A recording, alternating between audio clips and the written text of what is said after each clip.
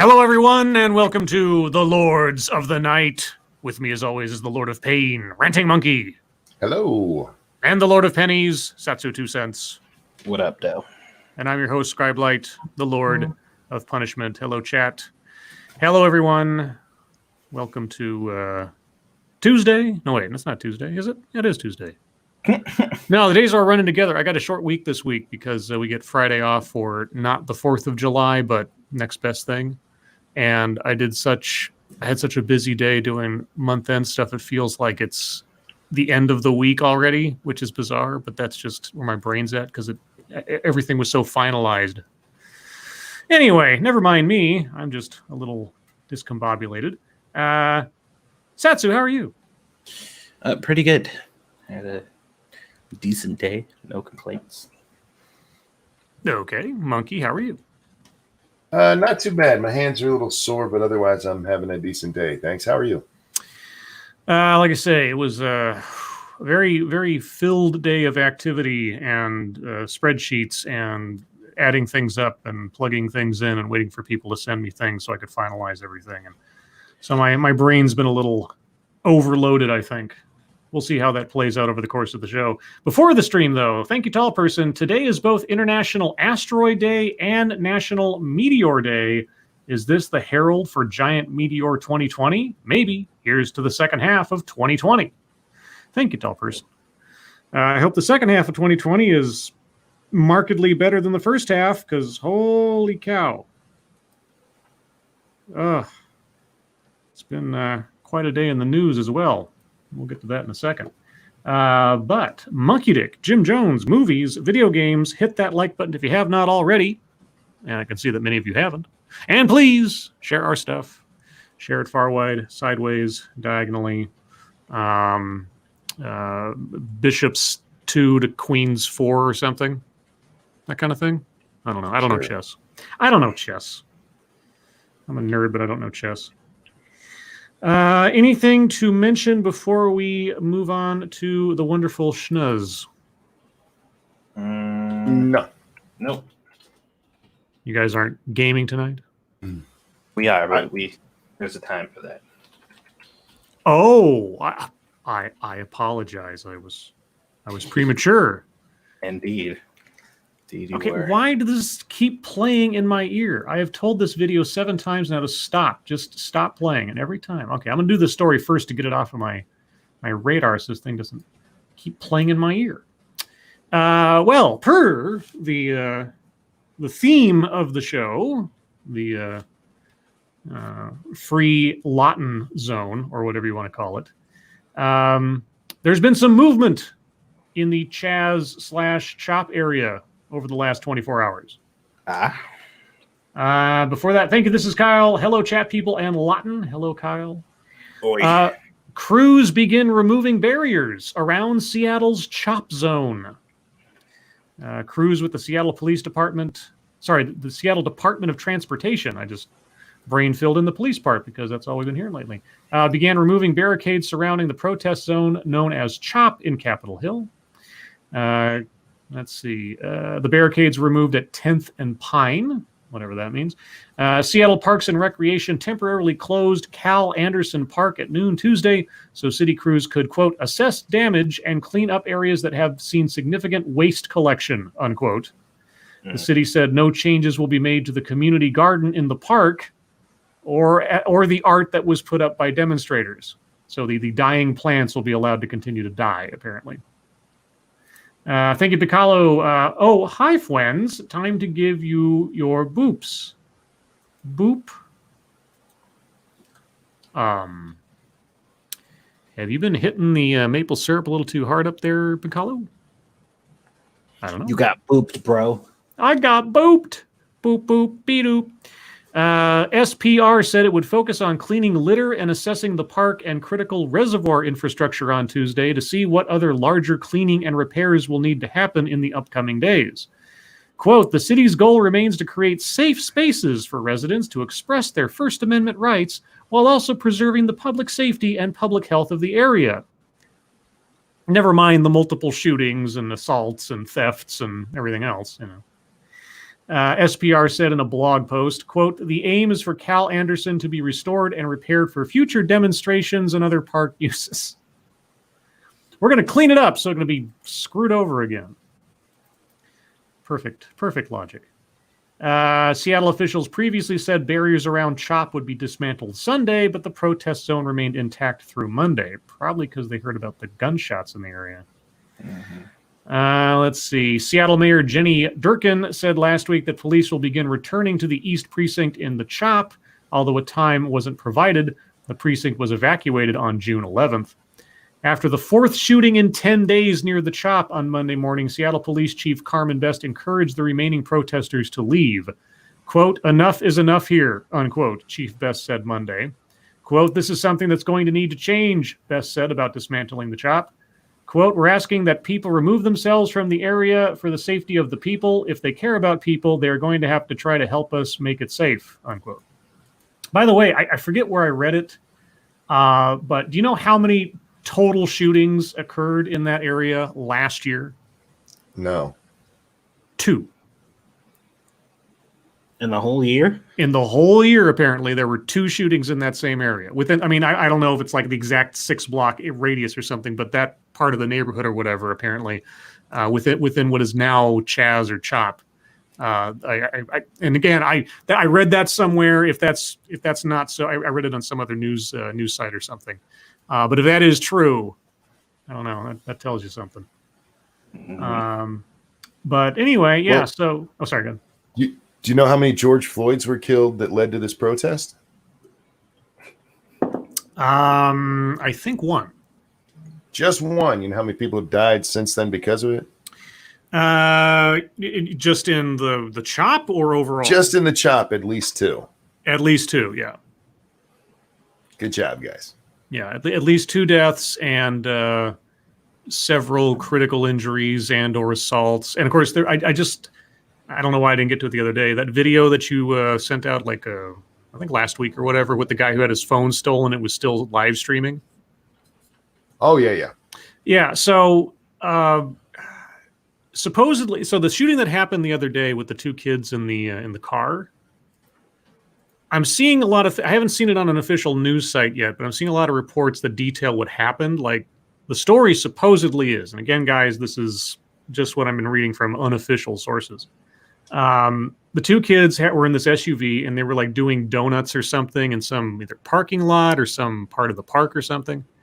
And then the security force in the CHOP zone started shooting at them because they were messing something up. And then they tried to drive away, and then they crashed into one of those concrete block deals. And then one of the security guys walked up and just started beating him up with a gun and then shot him. Wow. And supposedly, and there's a video that was posted earlier today, where you could, because the story goes that the head of security, whoever that is, I don't know who that is, went up and was, after they'd shot up the car a bunch of times, the guy goes up, as the story goes, either beat up the driver some more or something, and then he says, "You ain't dead yet," and then shoots him. And the video that I saw, the audio of the shooting and everything, you can't see it anything. It's one of the security cameras or one of the streaming cameras showing the CHOP. You can hear the guy say that in the background, and then you hear this sort of muffled thump kind of sound. Supposedly that's the moment where it happened. Mm-hmm. And the thing is, people know who those security guys were, but the cops still haven't arrested anybody, which is bizarre to me. Again, if the story is true. I don't know if it's true. That's what I'm seeing. But I'm curious to find out if they ever catch the people that did that, because that's just nuts. Hey, Scribbles. Yes. My internet is screwy. I know it's not you breaking up because it's happened when Satsu talks too. I'm doing my best to hang in there and listen to what's going on. If I'm being quiet right now, it's not because I'm ignoring anything. I'm really having trouble hearing. So, you want to reboot and come back? I think I do. So, okay. Give me a few. Sure. Right. FYI, I heard everything. So. Okay. Yeah. Well, I me getting paranoid about my That's why I threw in that bit of information. I appreciate it. While Monkey's out, I'll move my latter story up a bit because there's a couple I want him to be here for. Speaking of violence in Seattle, so do you remember they found like a bag full of body parts a week or so ago?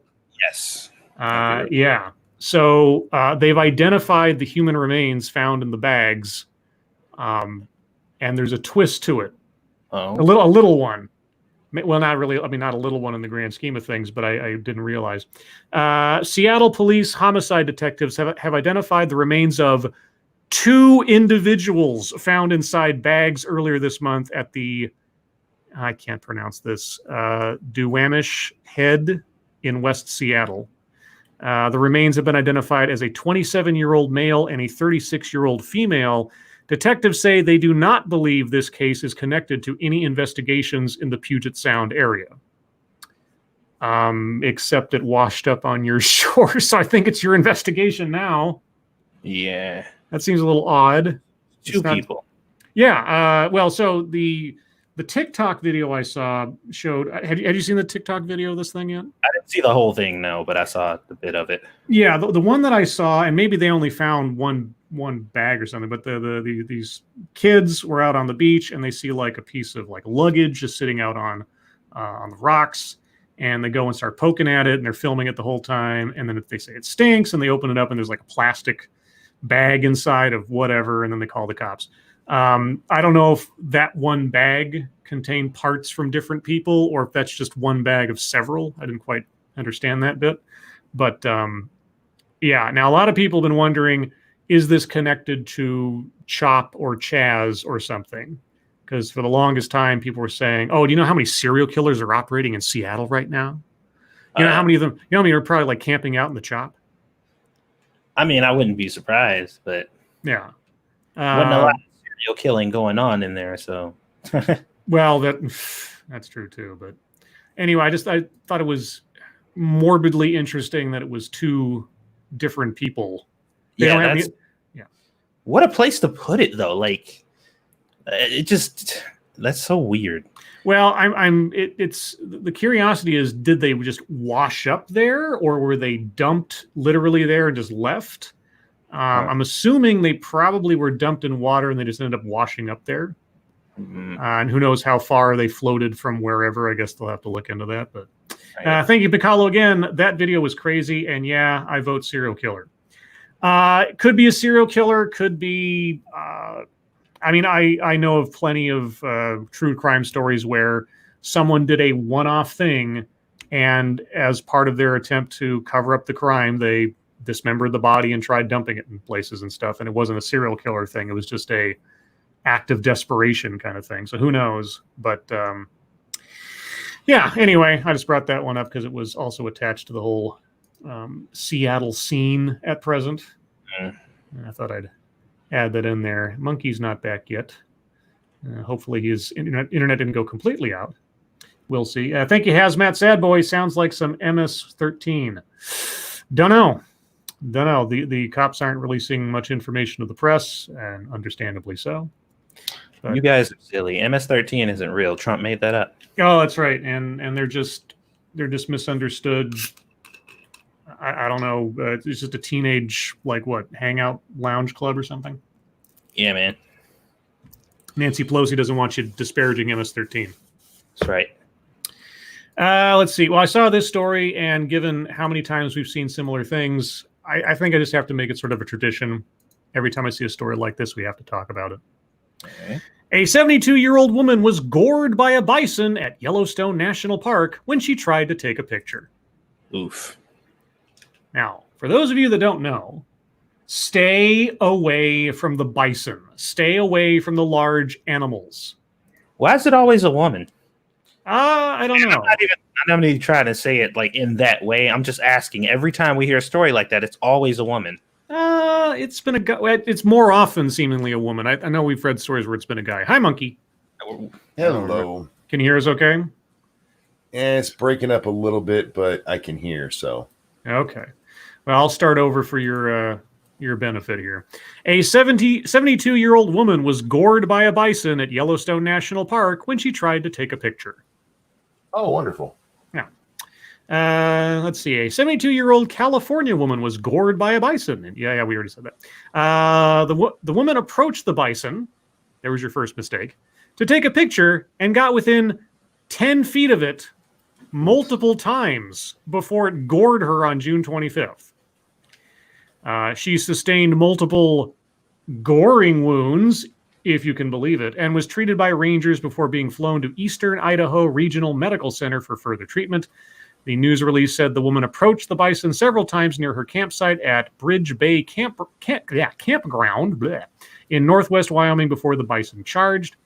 Quote, the series of events that led to the goring suggest the bison was threatened by being repeatedly approached to within 10 feet, said Yellowstone senior bison biologist Chris Jeremiah. Again, guys, don't approach the wild giant animals with horns and things. Just don't do it. Yeah, they hurt. Every time we see this, it's like, oh my God, look, I'm gonna take a selfie. And you get like knocked over or thrown in the air or something. Thank you, Shrouded Angel. Stay away from wild animals. Yeah. You'd think that'd be sort of like instinctual knowledge that all of us possess in our lizard brains somewhere. But well, the most important question didn't even get answered. Did she get the shot? Oh, yeah. That's true. I don't know. They don't show anything. If you're gonna get gored by a bison, you better get the fucking shot. Thank you, Sad Matt. Hazmat, Sad Boy. She asked for it. Is there any picture of the aftermaths? No, not in this article. I would be surprised if there are, or if there are, that they would actually release them to the media. So, but I mean, the fact that a 72-year-old woman got gored by a bison and apparently survived, well, she's very lucky. Very durable is more than likely. Now, if she hadn't survived, I'm sure she would have died of coronavirus. I'm sure. Yeah. The bison was probably carrying it. The virus was found on the tip of the bison's horn. Yeah, exactly. It's like the bison's horns actually acted like syringes, putting the virus straight into the wound. Weaponized corona. Weaponized bison. Let's see. Do bison make? Did anybody ever like use bison as like riding animals? Anybody ride bison into battle or anything? Not that I'm aware of. Yeah. I'm sure they attempted. They didn't live to tell anybody. Yeah, that's probably true too. Langley, love you. Bye, lady monkey. Let's see. In other news, Mississippi governor signs bill to retire flag with the Confederate emblem. Mississippi Governor Tate Reeves on Tuesday signed a bill that takes a historic step to retire the last U.S. state flag to feature the Confederate battle flag. Quote, this is not a political moment to me, but a solemn occasion to lead our Mississippi family to come together, to be reconciled, and to move on, unquote, Reeves, a Republican, said before he signed the legislation. What? If it's not a political moment, then why is it only being done now? Satsu, don't think hard. That is a valid question. No. It's time, Satsu. It's time just now. Oh, so he was waiting for the Aztec calendar to say that this was the moment for it. Yes. No. That's what it was. He's paying attention to the Mayans. Got it. That makes perfect. Yeah, I mean, Reagan followed astrology to make his decisions. The governor of Mississippi follows the Mayan calendar. The signing caps a swift referendum on the flag from the Mississippi State Legislature, which passed the bill on Sunday following weeks of racial justice protests across the country. But this isn't a political moment. Right. No, Satsu, I'm telling you, just that's not a political moment. I don't want you to. I knew you'd react that way. So I just wanted to, not a political moment. All right. The flag, first adopted in 1894, has red, white, and blue stripes with the Confederate battle emblem in one corner. So if they take out the Confederate battle emblem, isn't it just the French flag then? Or I don't know. Yeah. I don't know what the arrangement of the stripes are. Are they up and down or sideways? Sideways. Oh, then maybe not. No, the French flag is. Anyway, a commission will now develop a new flag design without the Confederate emblem that includes the phrase "In God We Trust." Mississippi voters will vote on the new design in November. I can't wait to see the submissions. I can't wait. I mean, I can't even imagine what it'll be. or what they will be, but I can't wait to see what they're going to try to put up there. Quote, I know there are people of goodwill who are not happy to see this flag changed. They fear a chain reaction of events erasing our history, a history that is no doubt complicated and imperfect, Reeves said on Tuesday. Quote, I understand those concerns and am determined to protect Mississippi from that dangerous outcome, unquote. Are you? Okay. So you're going to stop all the statues from being removed? Nah, or something? do that. The flag of the Confederacy, its symbols, and the statues commemorating Confederate leaders have long divided the country. Critics call the flag a symbol that represents the war to uphold slavery, while supporters call it a sign of Southern pride and heritage. The symbols have increasingly become a rallying call for white supremacists.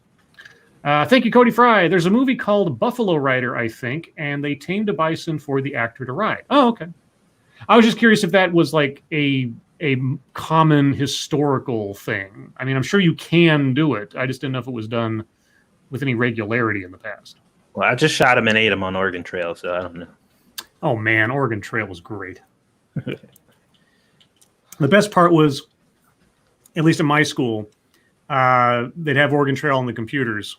And, you know, if somebody died, they'd leave a gravestone. And the next kid that come in and use the computer, if they played the game, they'd come across that same gravestone.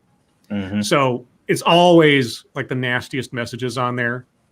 Like, here lies, you know, Zeke or something. I remember the one I remember was somebody wrote, he died of peeing.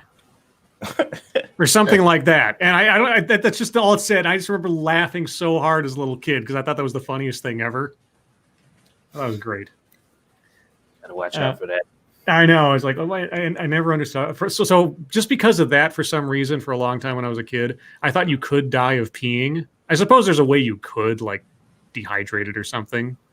But I thought that was a way you could actually die. I don't know. Fake news. What are you going to do? I don't know. Let's see. Anyway, this isn't a political move, guys. This is totally just organic. Came out of nowhere. It was timed. I've been thinking about it for a long time. It's just now is the moment. You know, it's not for optics. It's not like some kind of pressure game. I don't disagree with it. I'm just saying that they're being disingenuous when they say that. Yeah, and a lot of people try to, like, when we say stuff like that, it's just like, okay, because we're just calling the bullshit, and then people are like, what you don't want it to go away? I don't give a fuck. I'm just calling out their bullshit. Right. Yeah. They could have done this a month from now. They could have done it 6 months from now. I wouldn't have cared. But them saying like, "Oh no, this is the moral and right thing to do, and we were going to do it anyway." Like, sure. Yeah, okay, sure you were. Let's see. There was one more. Well, we can talk about this real quick. Judge temporarily blocks publication of tell-all book by President Trump's niece. A New York judge on Tuesday temporarily blocked the publication of an unflattering tell-all book written by President Trump's niece that Simon & Schuster is set to publish in July. The ruling, issued by Judge Hal B. Greenwald, of the New York State Supreme Court, the state's trial court, is the first legal win for Robert S. Trump, the younger brother of the president. Robert Trump has sought to block the book by Mary Trump, the president's niece, contending it violates a confidentiality agreement related to the estate of the president's father, Fred Trump. It sounds like some kind of Game of Thrones kind of plot, doesn't it? Robert Trump is very pleased with the New York Supreme Court's injunction against Mary Trump and Simon & Schuster, said Charles Harder, Robert Trump's attorney. Calling the actions of Mary Trump and Simon & Schuster reprehensible, Harder added that he looked forward to, quote, vigorously litigating this case. Well, yeah, because you get paid by the hour. Of course you're looking forward to it. It's your job. You probably charge out the yin-yang for that one. Trump's involved. Shit. Yeah. The whole Trump clan's involved in this thing. Quote, short of corrective action to immediately cease their egregious conduct, we will pursue this case to the very end. Harder said, of course you will. You're getting paid by the hour.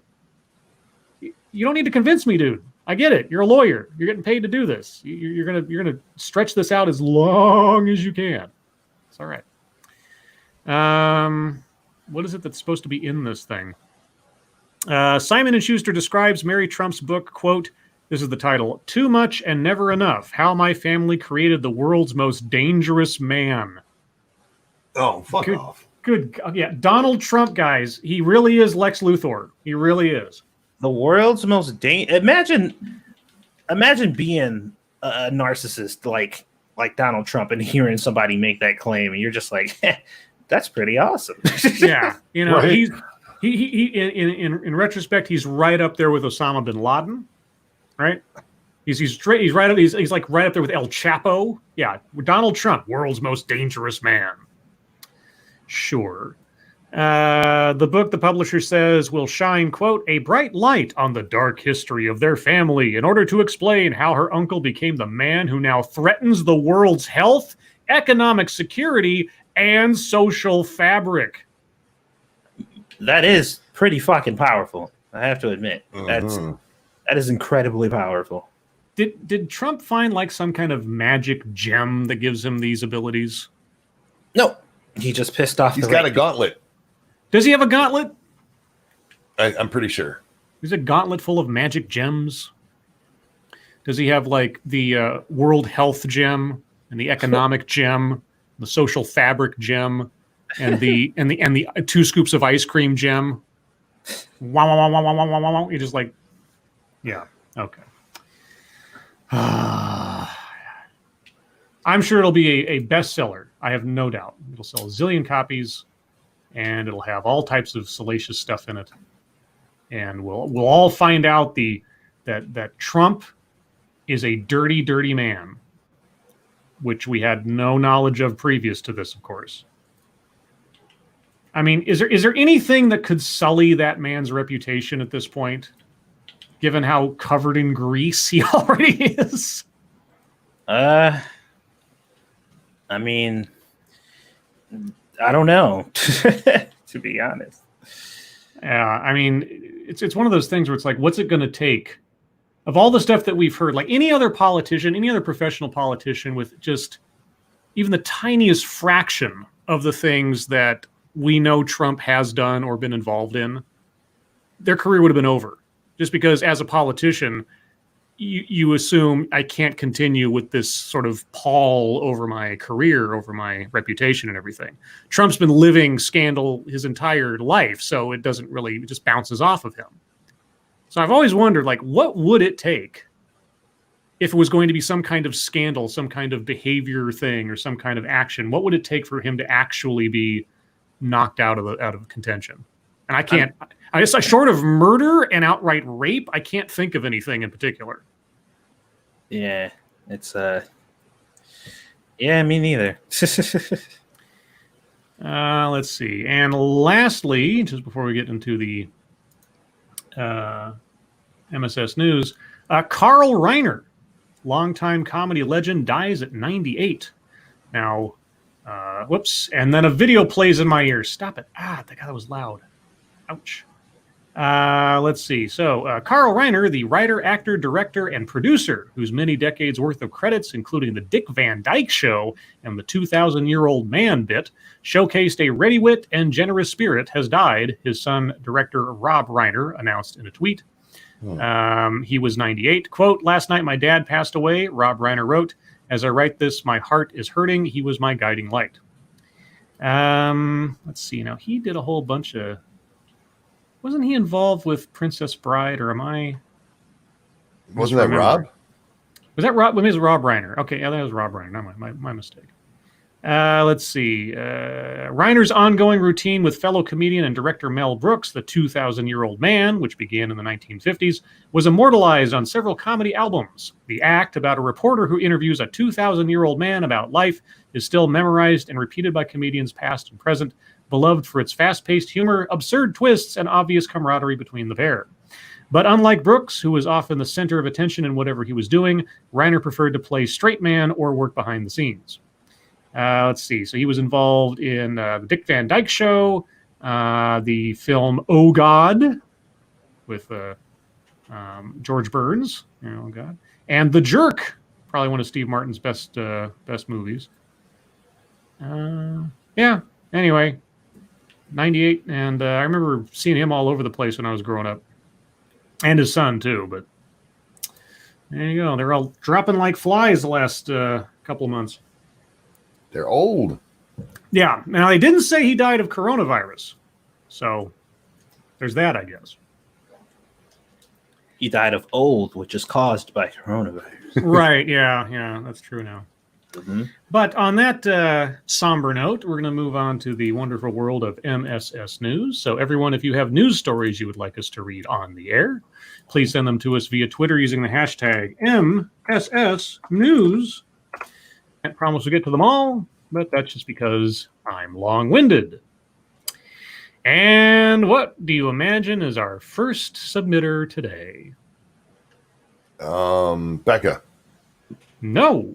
It would be frosted glass. It is frosted glass, and it's a Medium article. Yeah. I almost think I should do a companion series to TED Excellence and just call it like Medium Rare, and just read Medium articles. Well, you think you ain't losing sanity fast enough? I see. What now? I said, so apparently you don't think you're losing your sanity fast enough. I tell you. Let's see. So Medium, this is on, if you can imagine it, race. No. And the title is Bringing Up Black on Black Crime is Racist. It also doesn't make sense. One, it can be, and two, yes, it does. Let's see. Whenever there are protests and riots sparked from police What? Okay, I'm going to read this as it's written, guys, because that just threw off my brain. Whenever there are protests and riots sparked from police kill unarmed black men. I think he meant killing, but that threw off my brain. Black men, women, and children, different recurrent discourses come up. Ooh, someone's using their English major. One rebuttal against the movement for Black lives is, quote, black on black crime, unquote. No, it is a rebuttal about some of the intentions and actions taken by activists that say Black Lives Matter, and then they don't actually highlight Black lives that are taken by other Black people, which makes them kind of hypocrites. No, not kind of. It makes them pretty fucking hypocritical. Well, I'm playing it safe. What kind of the logic goes something along the lines of, quote, Black people protest and riot when a police officer kills a Black person, but don't protest or riot when they kill their own, unquote. That's along the lines. Yes, that is the argument. That is the trying to point out the hypocrisy of it. Folks who offer this retort bring up how Black people, parentheses, though essentially Black men, parentheses, commit a disproportionate amount of violent crime. That's no. True? Oh, well, that's not the argument, though. Like they just when Yeah. people give that rebuttal, that's not the argument that they're making specifically.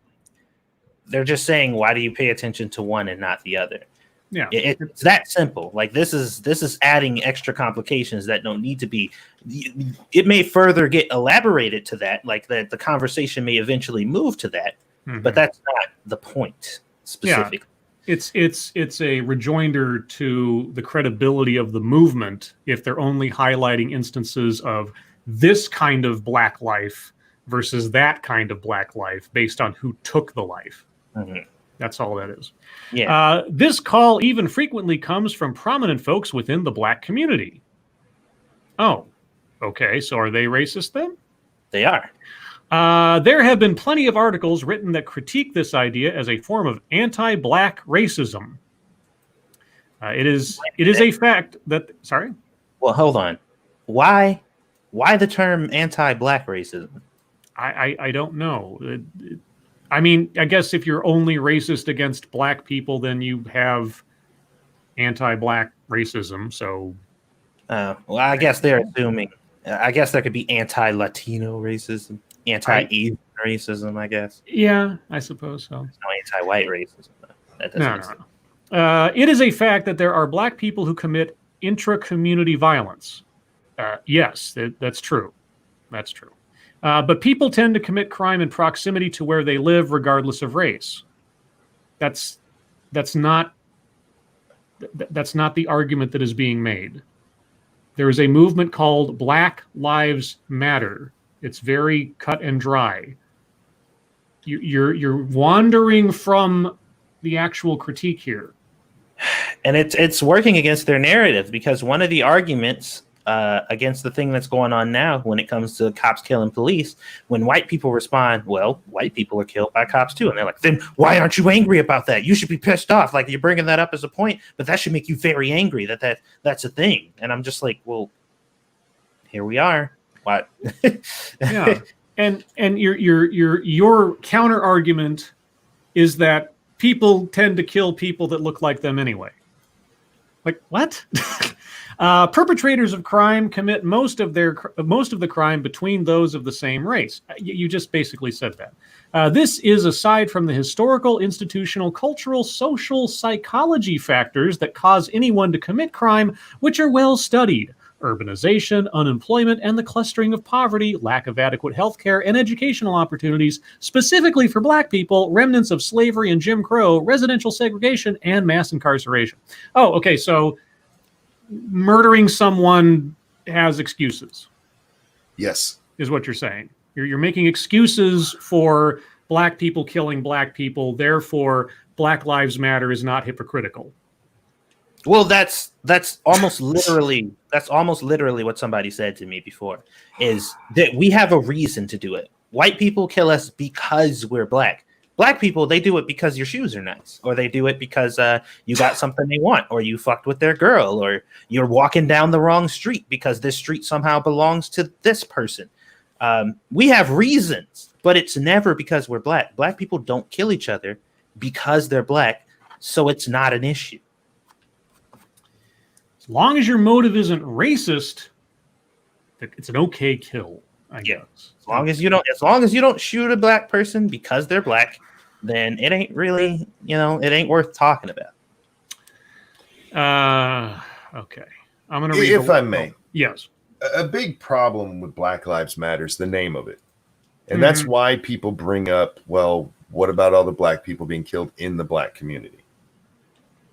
If you mean to say Black people shouldn't be killed by police, then name your organization that. Because if you're just going to run around and correct everyone when they say, did you guys see Terry Crews today? The shit he got into? Yes, I was going to bring that up at Fucketry, but go ahead. So was I, but I mean, it kind of fits here because he brought up, what did he say? He said, we need to ensure that Black Lives Matter doesn't turn into Black Lives Better. Right. Meaning that Black lives are better than anyone else. And you would have thought that he came out wearing a Klan robe. Yeah. Mm-hmm.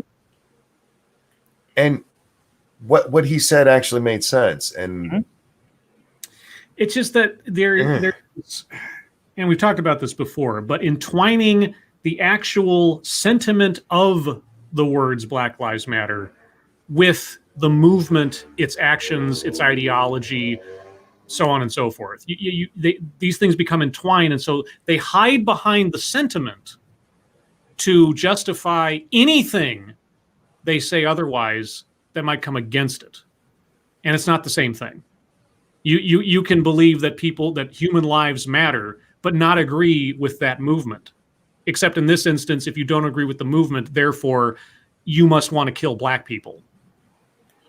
Yeah, it is an interesting little conundrum that they've created, and it ultimately leads nowhere, or just people around in circles. It's a rhetorical cudgel, and people keep backing down to it. It's like, I can't possibly say anything crosswise about things that in any other instance would be abhorrent or disagreeable at best without being called a racist. And I can't allow anyone to call me a racist, so I'll do anything and everything to try to show my virtue. Even to the point of like doing away with mascots and changing flags all of a sudden from 200 years ago, and on and on and on and on. And that's not a political move. Yeah, okay. And it's so transparent, and it's just so... It is extremely transparent. But like I said, the movement loves things that don't really do anything. Their favorite activities are activities that don't really change anything because it keeps them with something to talk about. They have jobs and constant money coming in from donations from all these places, and they can still complain about all the same stuff. Like it's an endless cycle that they benefit from, and white supremacists benefit from, and everybody below a certain class level is just fucked. Pretty much. Yep. All right, moving on to, I guess, sidewise related stuff. This comes from Massive Dynamics, and then an ad pops up because, of course, it does. Excuse me. AOC says NYPD budget cuts are not enough. Quote, defunding police means defunding police. Well, I'll give her credit for saying what she means, and vice versa. They didn't send her the email. she don't know that she's supposed to be saying that it doesn't mean that. Yeah. Representative Alexandria Ocasio-Cortez declared Tuesday that, quote, defunding police means defunding police, unquote, and that proposed budget cuts to the New York City Police Department aren't enough to combat inequality. Okay. Now I understand. Why she's saying it. Quote, it does not mean budget tricks or funny math. It does not mean moving school police officers from the NYPD budget to the Department of Education's budget so the exact same police remain in schools. It does not mean counting overtime cuts as cuts, even as NYPD ignores every attempt by City Council to curb overtime spending and overspends on overtime anyways. It does not mean hiring more police officers while cutting more than $800 million from NYC schools. If these reports are accurate, then these proposed cuts to the NYPD budget are a disingenuous illusion. This is not a victory. The fight to defund policing continues, unquote. You know, I'm sorry, because I'm going to get a little bit off topic here, but it is funny to me that this is the story right now, is that there's so many people that, these are budget tricks. To me, the real story is 83 people shot over 9 days. 83 shootings, 118 people shot over 9 days, and they're talking about defunding the police. Yeah. And instead, they're like, no, these are tricks instead of actually defunding them. You guys, your priorities are fucked. Well, they don't care about people getting shot, Monkey. No. And it just reminds me that the whole CHOP experiment, like if you took all, and I know we've talked about this before, but that little CHOP zone is the most pure distillation of all of their rhetoric in action. If it were to happen in one spot at one time, it's like we're going to use this 6-block area as a petri dish to experiment on what would the world be like if everything was like we wanted it to be. And that's what you get. You get lawlessness, you get destruction, you get people killed, people shot, people hurt, businesses being ransacked, people getting robbed, etc. Just lawlessness. You know, free roaming security gangs with automatic rifles walking around the place, just deciding what is and is not a crime. And what do you think? And then in New York, you don't have that, but you have the police sort of being cut back or walking off of the job or whatever. And the result is what? I mean, don't get me wrong. I wish I could have more faith in humanity. But that's why we have laws, because we know we shouldn't. You know? Right? I mean, and we talked about this the other day. It's like I said, the laws are there. Law enforcement is there because we all inherently know that the lowest common denominator of us will always be there. Always be there to victimize people who are not the lowest common denominator and take advantage of situations. That's why you need laws. That's why you need police. Can there be reform in police departments? Sure. Never going to argue that. But removing police, starving the beast, you're not going to like what you get in return. And the amount of money you're going to have to pay for repairs and health care and God knows what else in the aftermath of not having law enforcement, not having someone to respond to situations, not to mention any lives lost, is going to far, far, far outpace any budget you see the police having as overblown. But that's just me, maybe. Let's see. I'm gonna try to find something that isn't inherently current Stupid? events related. Yeah. Oh. Yeah. Well, I mean, if I can find something that isn't like either Black Lives Matter or police or something else. So, guys, if I skip over a story you submitted about such things, I apologize. I just need to change a pace. Okay, I'll just read the title of this one because I don't want to go into it. But are superheroes basically cops with capes? Oh boy. Depends on the hero. Down with Superman, guys. Down with Superman. Let's see. No, that's the same thing. Every story. No capes. Let me. Okay, maybe this is or isn't. I don't know. This one comes from the original Shroom. I can't tell from the headline, so taking a gamble. Appeals court reverses Wisconsin voting restriction rulings. Okay. A federal appeals court panel upheld a host of Republican-authored voting restrictions in Wisconsin on Monday, handing conservatives a significant win in a pair of lawsuits just months before residents in the battleground state cast their ballots for president. The three-judge panel, all Republican appointees, found that the state can restrict early voting hours and restored a requirement that people must live in a district for 28 days, not 10, before they can vote. The panel also said emailing and faxing absentee ballots is unconstitutional. The state's photo ID requirement for voters wasn't in question, although the panel did find that expired student IDs are acceptable at the polls and kept intact an option that allows people to vote without an ID if they show an affidavit saying they tried to obtain one. It's complicated. Judge Frank Easterbrook, who wrote the opinion, noted that the restrictions don't burden people in the state, where voters still enjoy more ways to register, long poll hours on election day, and absentee voting options than in other states. Quote, Wisconsin has lots of rules that make voting easier, Easterbrook wrote. Quote, these facts matter when assessing challenges to a handful of rules that make voting harder, unquote. Okay. I don't know off the top of my head. How vital is Wisconsin in the grand scheme of the electoral map? It depends on how the rest of the map goes. Well, sure, but I mean, like, okay, taking 2016 into account, like, was that a big deal? It was a big. Again, it's a big deal that he won because it just showed how things were going. Mm-hmm. But he could have lost that and still won the election. Yeah. Okay. Here we go. Here's something that looks decidedly unrelated to reality. This one comes from Shrouded Angel. I'll make sure I haven't missed anything in chat real quick because I haven't had my tabs open in different places. Insecure bride sacks, as in I believe fires, because this is the mirror, 14-year-old sister as bridesmaid for having huge boobs. Yikes. So your 14-year-old sister outshone you on the bridesmaid line? Okay.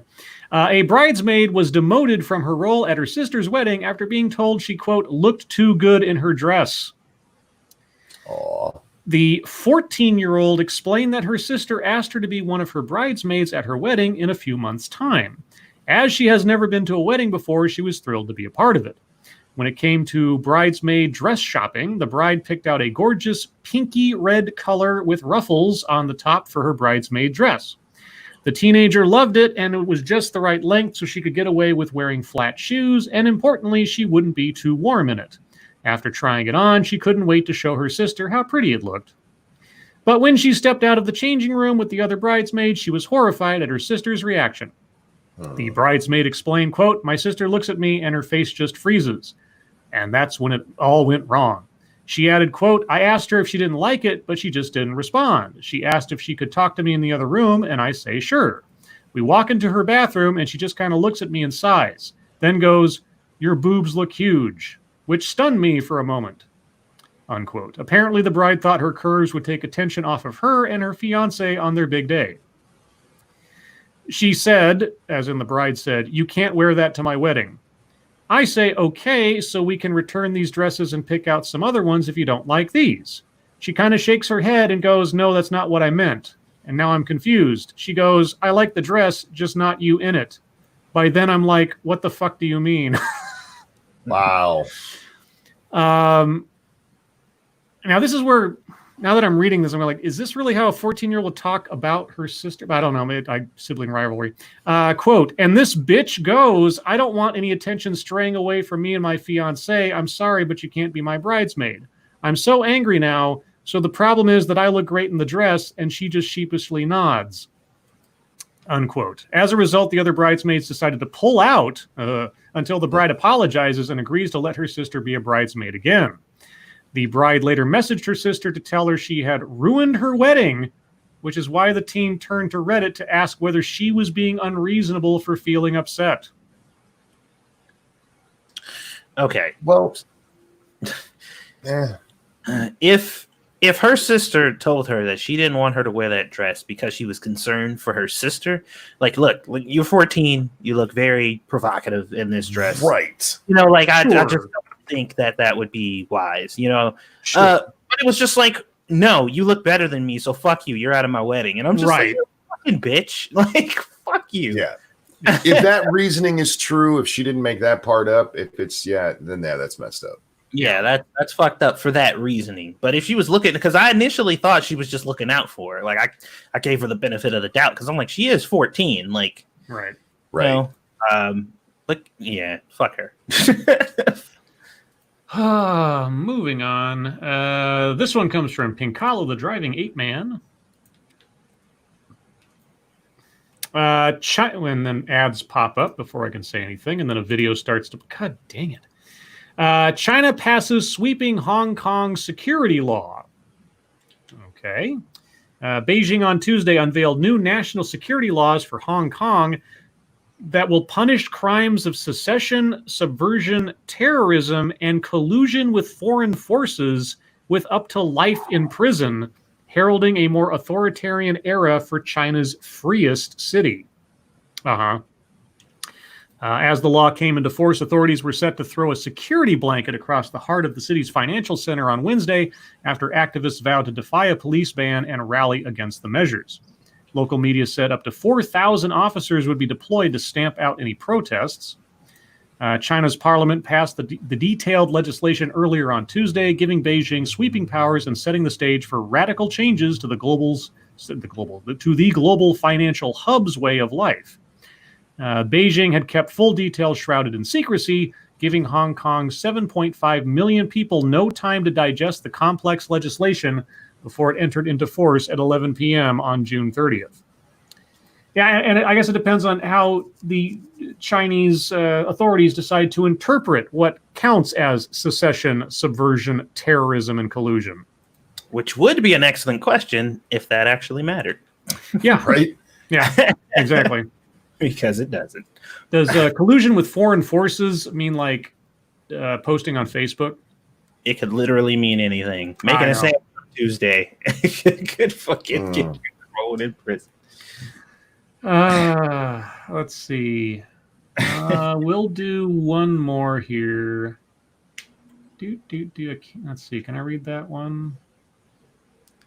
No, that's a video, not an article. You know, before you move on, do you guys think that we could show that article to some of the SJWs here, and they'd be like, "See, America needs to do that."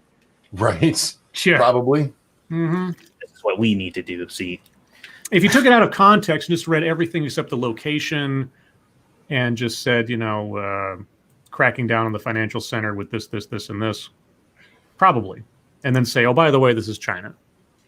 Communist China. Did you know that? Yeah.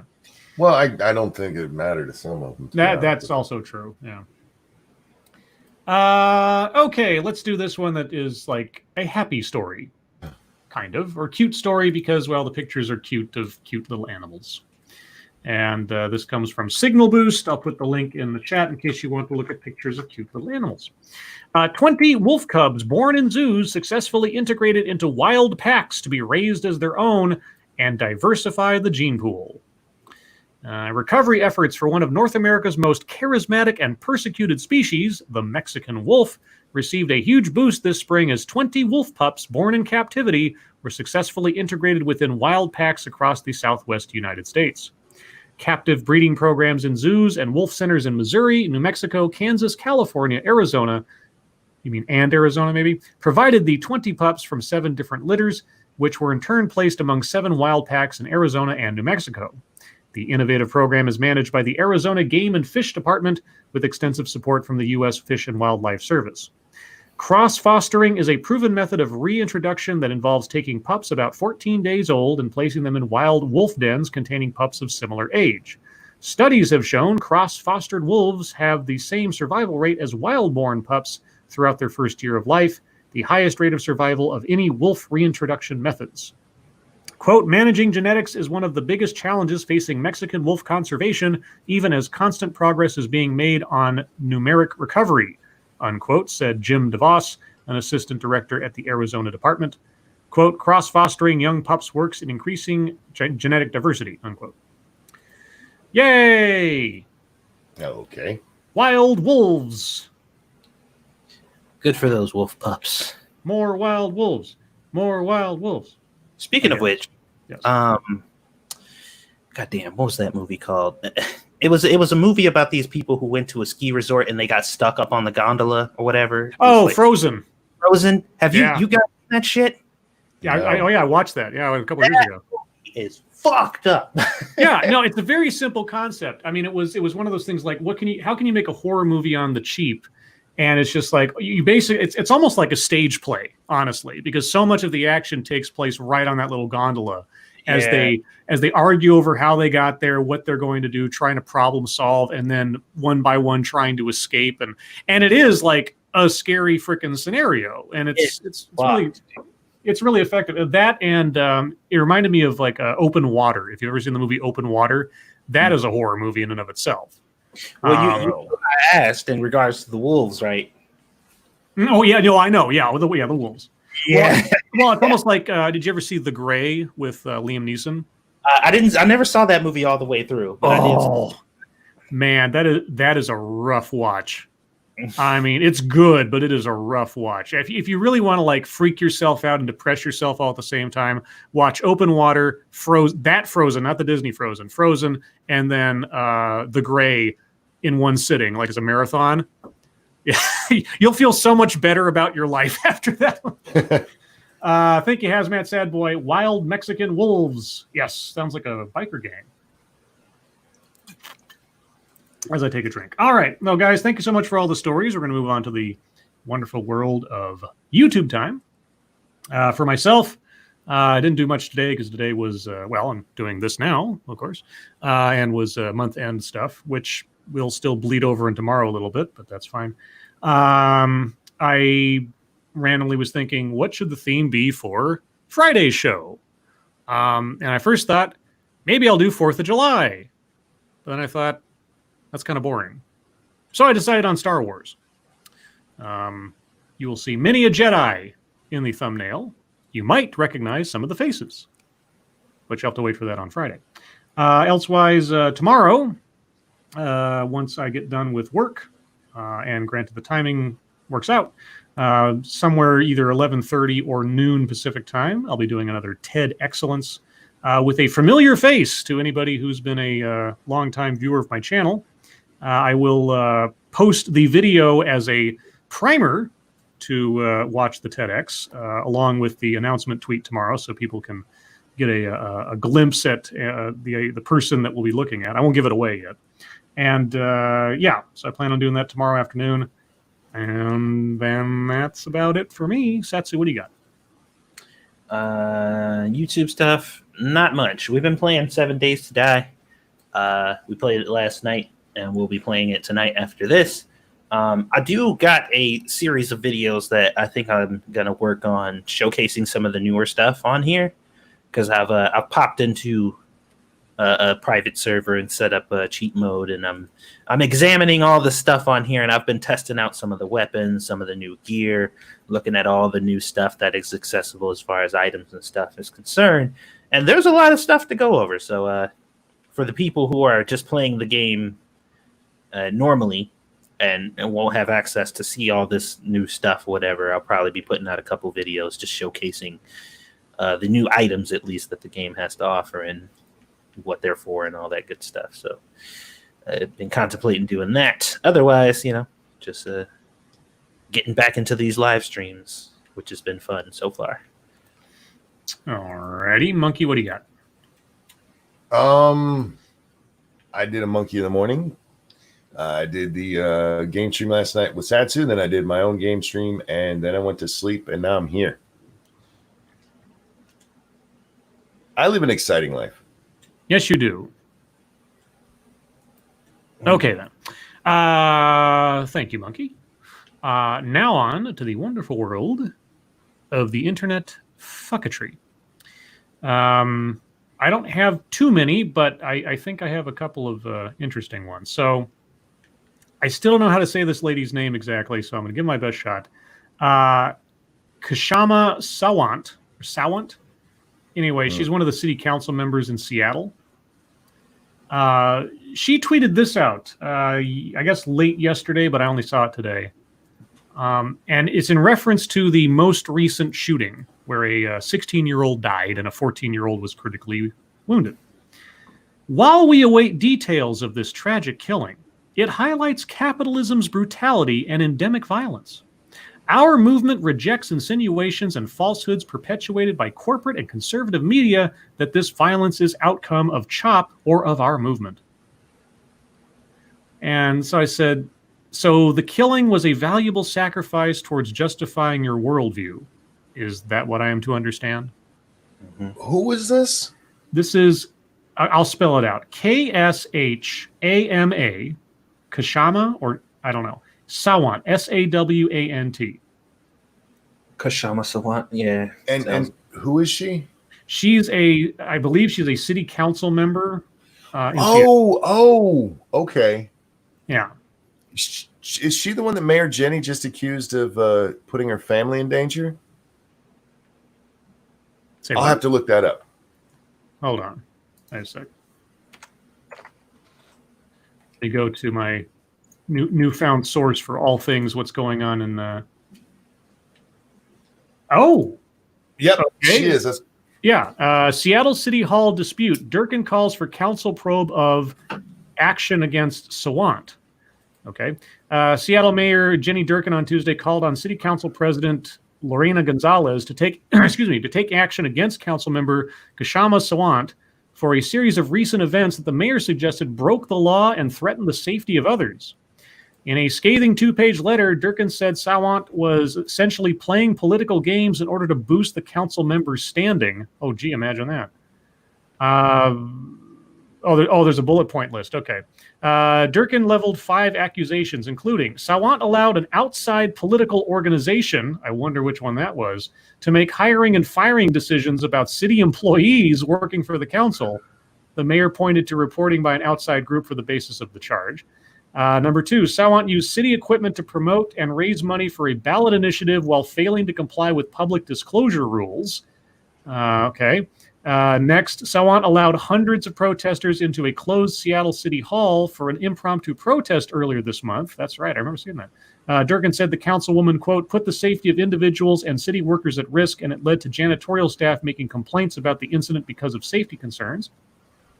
Next, Sawant used her position and possibly staff to support a rally she led on June 28th, quote, to illegally occupy city property, the East Precinct, at a time the city has been trying to de-escalate the situation and ask individuals to depart because of violence in the area. And lastly, used her position to lead a march on my home, despite the fact that it was publicly known I was not there, and she and organizers knew that my address was protected under the state confidentiality program because of threats against me due largely to my work as a U.S. attorney. Wow. Right? What a jerk. Okay, well, there you go. Let's see. What else did I have? Let's see, this from a couple days ago. This isn't really fucketry so much, but there's a video going out right now. I guess Petite Nikoko put it out, of a lady who doesn't seem to understand spatial logistics in getting her gas, where you put the gas pump into the car. Even though she knows what side of the car it's on, she keeps driving around in circles and putting it on the wrong side to the gas pump. And this guy's just filming it from across the street. And Granted that it's not some kind of setup, so not some kind of staged thing. It is the most ridiculous. It's glorious. How dare you? Ridiculous. It is, well, she's ridiculous. It's hilarious, but she is ridiculous. She must be high or just a complete dunderhead. I don't know which. Let's see. The Washington Post is continuing to prop up the corpse that is Joe Biden. And they say Joe Biden rises in the polls with a less is more campaign.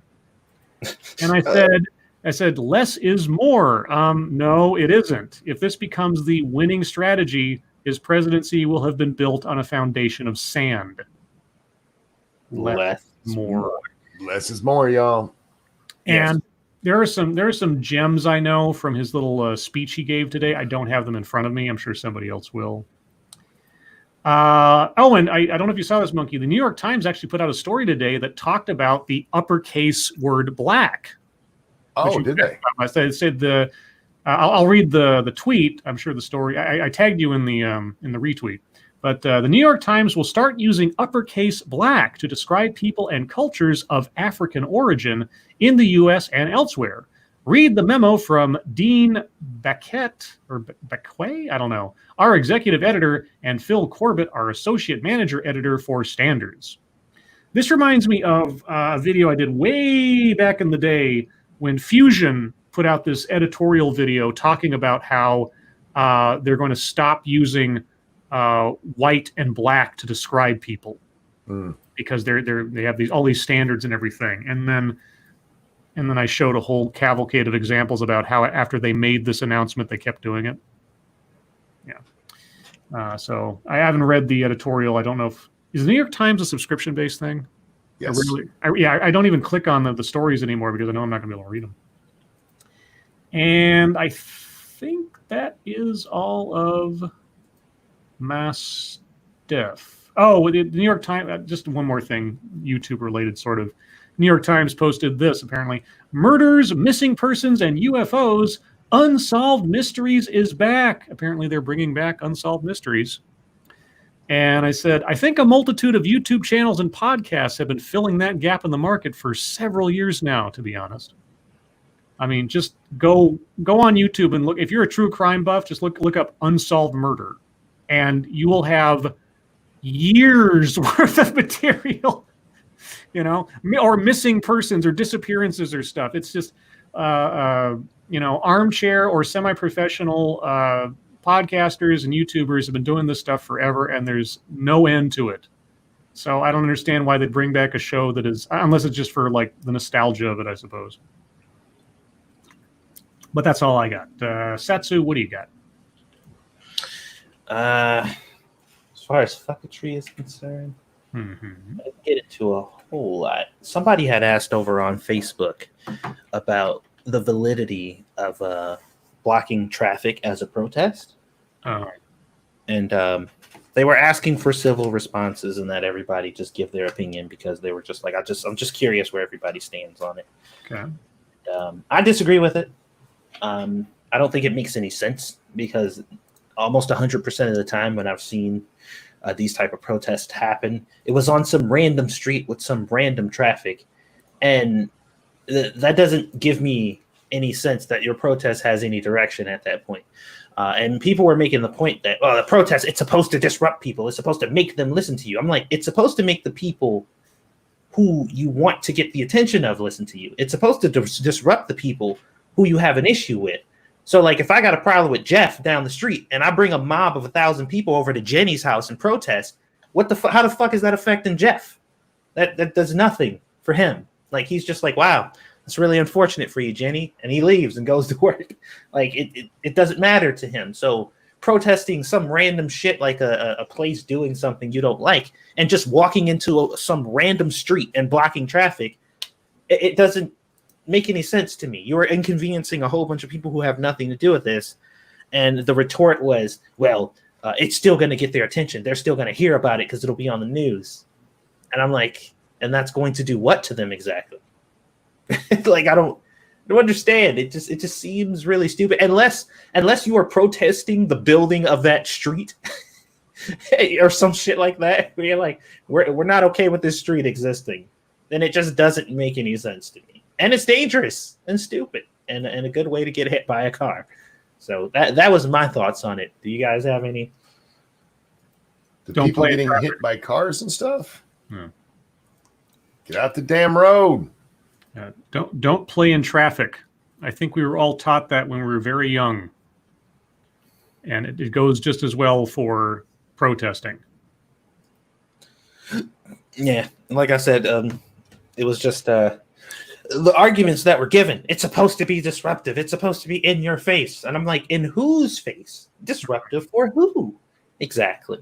Like, I don't get it. If I'm pissed off at McDonald's, then why would I protest in front of a Wendy's? Like, I mean, I understand they are owned by the same people, right? If I remember correctly. But McDonald's still, and Wendy's, no. they're not? I thought they were. Different companies. Okay. But yeah, you guys get the point that I'm making. Like, Sure. it doesn't make any sense to protest something else, and your thing is like, we're gonna block traffic and block all of these, and also the last thing that was the really most important thing is, I'm like, dude, there could be medical people that need to get through. Somebody could be having a baby. People got jobs and shit to go to. You have no idea what you're holding these people up from. Mm-hmm. You have no idea who's in these cars. You're just blocking traffic and inconveniencing a whole bunch of random people. It doesn't make any sense. So that was my 2 cents on there. Mm. He said the thing. He said the thing. Said the thing. And I'll say it again. And more fucking. I still have not gotten $500 from Ethan. Yeah, that's right. I It's see it still like every day now. It's just like, yeah, you got that routine going. I mean, you might as well try. Mhm. Like, you never know. But it still hasn't happened. Somebody had asked me the other day, like, is this even real? Like, are you sure people are getting money? I'm like, we're on day 70. If this wasn't real, we'd know about it right now. Probably. Yeah. Yeah, if people wasn't getting paid, trust me, it would be talked about. It would be a secret. Let me see here. Oh God, apparently Facebook just updated on my browser because now it has a dark mode. Oh. Oh, wow.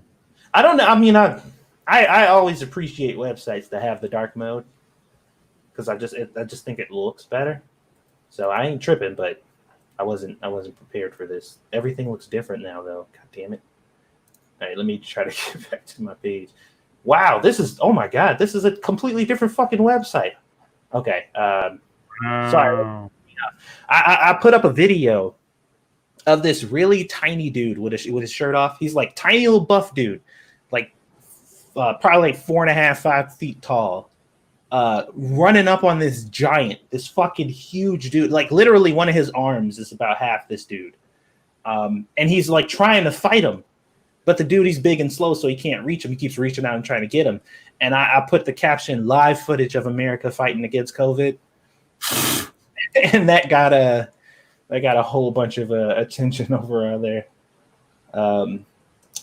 What else did I see? There was the hilarious article from Babylon Bee. It says Antifa shatters mirror in an attempt to punch a Nazi,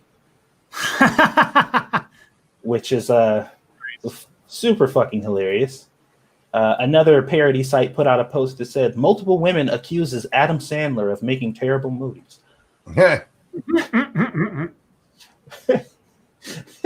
Somebody made an Animorph meme of Candace Owens turning into a raccoon, and I almost pissed myself. Ooh, damn. Damn. I almost peed my fucking pants when I saw that shit because, oh my God, I was not ready. And then lastly, there was this post put up over on Facebook of this dad that he visits his daughter's little kitchen that he made for her. She looks like 3 years old. Mm-hmm. And he's got this whole little kitchen set up for her in the room. And he left a review of visiting her restaurant. And it says, I've been waiting on my order to get done for 45 minutes. I'm the only customer here. She was making good progress at first. Then she stopped for 20 minutes to go watch Paw Patrol. Overall, the customer service could be better. but the cook is a cutie, so I'll give her another chance. Nice. That's great. And I'm like, dude, that is freaking adorable. And that is all of my quote unquote fucketry for the day. All right, Monkey, what do you got? Let's see. What was this from? This was somebody had tweeted out. I don't know this person. Sahidi Hamid. I'm not sure. Anyway, he says, if you don't have a single conservative friend or even a vaguely right-leaning one, then you're probably doing something wrong, and that you're at least not as open-minded as you think. And this woman responded with this. I burn bridges with my entire Trump-filleting family because I want them to suffer in loneliness when they realize their false idol worship cost them everything that mattered. You think I'm going to waste my too short life on people, quote, who aren't even my blood, who want me dead? What? Yeah. Gosh. Full Follow yourself much? I don't think you necessarily have to have friends, but I think you should at least have people you talk to in some manner or listen to in some manner to at least know what the other side is saying. But the self-importance from this tweet, I was just like, you can't be, you're a caricature. It amazes me the massive amount of people who apparently want these people dead that allow them to live. Like, Yeah. It is amazing. Yeah, I'm just like, man, for half of the population to want you dead, they sure ain't doing a good job at making that happen. You seem to be very much alive and able to say and do whatever you want at any given moment. I also like how her entire family's going to suffer in loneliness because she's the only one that went away. Yeah. Boy, she was the center of all universes, I guess. Man, they're gonna be sobbing in their pillows for the rest of their lives. Yeah. There was a story in the New York Post about a guy who got hit by Governor Kim Reynolds of Iowa's car. Oh yeah, I read that. And this is what he said to the New York Post. The SUV that the governor was driving in drove right up to me. I was standing right in the front of the car, and I just stood there. I was like, I'm going to stand there. Surely the driver of the governor's not going to hit me with her car. As dumb as it is, because we all know get out of traffic. The number of people who are supporting this kind of person. Yeah. The comments in there of the people like, they should have stopped. Like, all of you should have people watching you. Minders. Somebody should be making sure you should have somebody there with a yellow vest every time you're ready to cross the street, because we watched 2 videos on Monkey in the Morning last night of more people getting hit. The one kid who got hit by the cop car and got drove down the street. Yeah. And then that same guy who videotaped that had videotaped one of the protesters that he's part of the group of almost getting hit because they start beating on this woman's car. They were crossing the street and stopped just to stop her. And then they're like, I don't understand why she freaked out and tried to run us over. And that's another thing too. Like in a lot of the videos we see of people getting run down by cars, it's not just them sitting there waiting while you're protesting and not doing anything. Like, you're attacking and throwing shit at their cars and kicking their door, and then you drive off and they're like, oh my God, what kind of person would do that? Like, while you're attacking their cars, like, don't do that. It's almost like we don't know what roads are for anymore. And I feel like we need to have a remedial class for folks. Because look, if somebody pulls up and you keep going and you tap them and stuff like that, not really cool. I understand, you're being blocked and all that. But when you actively get in front of a moving car and everybody's like, oh my God, they should have stopped. Like, we saw this way back in Ferguson. Do you remember the whole thing with that guy who got hit by the dean of the school there in Mizzou? Yeah. He stepped in front of a moving car. Yep. And it just keeps getting worse and worse. And it's not that these people, I know they're stupid, but it is the sheer amount of support that they're getting that is blowing my goddamn mind. Like, stay out of the street, jackass. Is it blowing your mind though? I mean, It like you is. said, given the pattern of things, and I know I've made the same thing before. Like, why am I still surprised by these things? But is it though? Given the last 4 years and just how you're either on one side or you're on the wrong side of history, etc. Well, okay, here's why this blows my mind specifically, Scribble. It's because he stepped in front of a moving car. Mm-hmm. We see a lot of these things where there's the protesters are already lined up and a car pulls up to it, then they take off. Right. Okay, in that case, all right. The car had already stopped. This was a moving fucking car. Anyway, there was a what's her name? She's a Harvard senior. Okay. Who said that she's going to stab the next person that says all lives matter. Oh, right. I saw that. And I just had to question, well, what if it's a black person? Because that would be awkward. Mm-hmm. I feel like you'd be like destroying all kinds of different narratives with that. Well, I follow several black people on Twitter who say all lives matter all the time. Isn't that a terroristic threat? Yeah. Oh, yeah, it is. Yeah. Okay. Also, Well, too, go ahead. we have to discuss why she said it. Because she didn't just say she was going to stab them. She was going to stab them for a reason. Yeah. The reason that she was going to stab you is so she can point at her paper cut afterwards and say, my cut matters too. Right.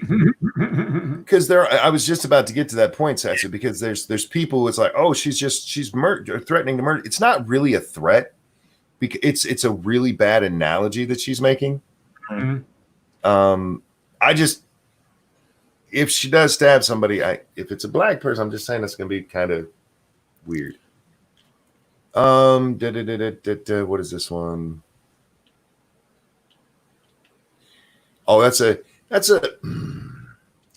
he's a CNN contributor responding to the Terry Crews thing. Okay. And he says this: in 1883, the Supreme Court claimed that the Civil Rights Act would make black people, quote, the special favorite of the law. In 2020, Terry Crews warned that Black Lives Matter will morph into Black Lives Better. Demanding black equality is not black supremacy. That is not what Terry Crews warned. That's not what he said. He said we need to be careful that it doesn't. Right. He warned that it could. That's different. And also, well, that's what he specifically said. And also, Black Lives Matter is not demanding equality.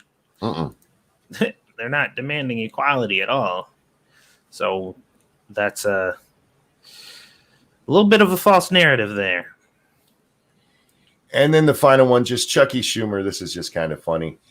Donald Trump says, as I watch the pandemic spread its ugly face across the world, including the tremendous damages done to the USA, I become more and more angry at China. People can see it and I can feel it.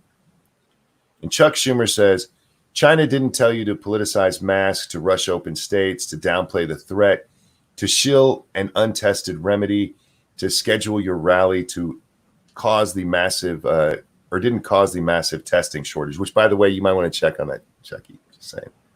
But he finishes it with this. Maybe Putin did? Oh, Jesus. Huh. Your conspiracy theory is ridiculous. Mine is much better. It literally came from China. They literally downplayed it. They literally lied about it. All of that stuff is true. As far as I know, Russia wasn't involved in any of that. But, you know, you got to play up the Putin angle. So, anyhow, that's all I had. All right. Let's see. Any deep topics you can think of, or shall I just do a Mad Lib?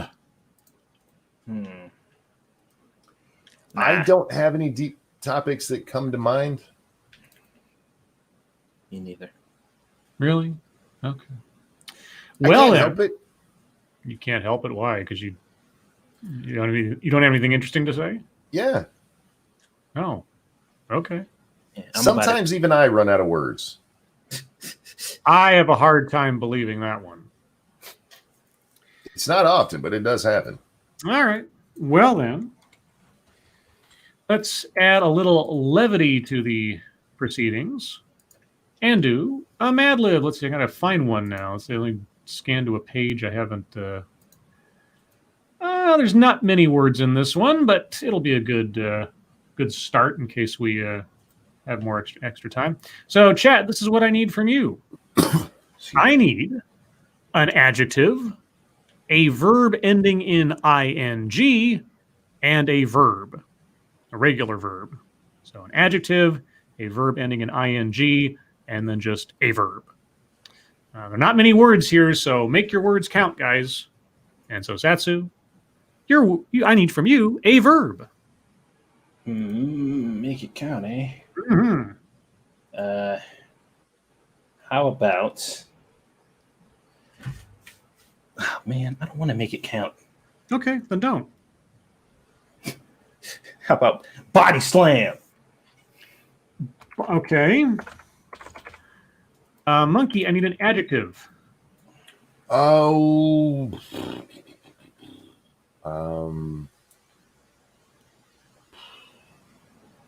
Scabby. All right. Satsu, I need a silly word. A silly word. Silly word. Smeckledorf? I'll pretend I know how to spell that. Monkey, I need a number. Really exciting. Oh, how about 422? 422. Satsu, I need a noun.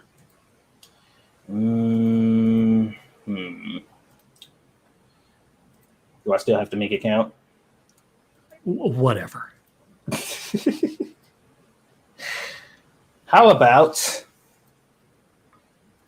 a pencil? I made it count. Yay. Hey, Monkey, I need another adjective. Murdered. All right. Murdered. Satsu, I need a noun. More nouns. Yep, person, place, or thing. We'll do a flag this time since that was topical earlier. Flag. All right. Monkey, I need an occupation. Whore. Of course. Satsu, I need an amount of time. How about 24 years? 24 years. Okay. Monkey, I need a verb. Verb. Blow. Low? Blow? BLOW. Oh, glow. Okay. Satsu, I need a place. How about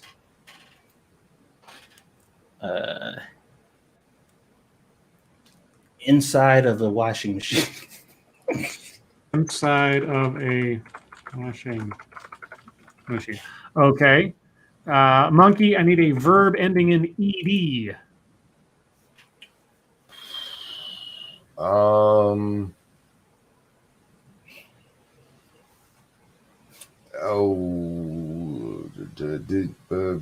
Shit.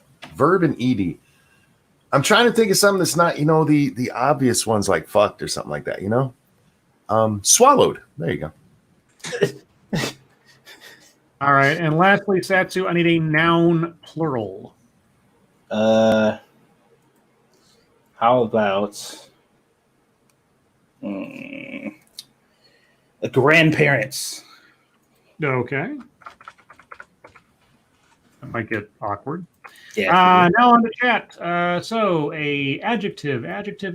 Shrouded Angel says menacing. I like that one. Menacing. A verb ending in ing. Dom O'Leary says oozing. And lastly, a regular old verb. Let's see, scrolling up a bit. Angela Arriaga says combine. All right. This is Mission Impossible 2. Good morning, Mr. Hunt. Your mission, should you choose to body slam it, involves the recovery of a scabby item designated Schmeckledorf. You may select any 422 pencil members, but it is murdered that the third member of your pencil be Nya Njordorf Hall. That's part of the original thing. She is a flag and a highly capable professional whore. That works really good. You have 24 years to blow, Miss Hall, and meet me inside of a washing machine. Wow.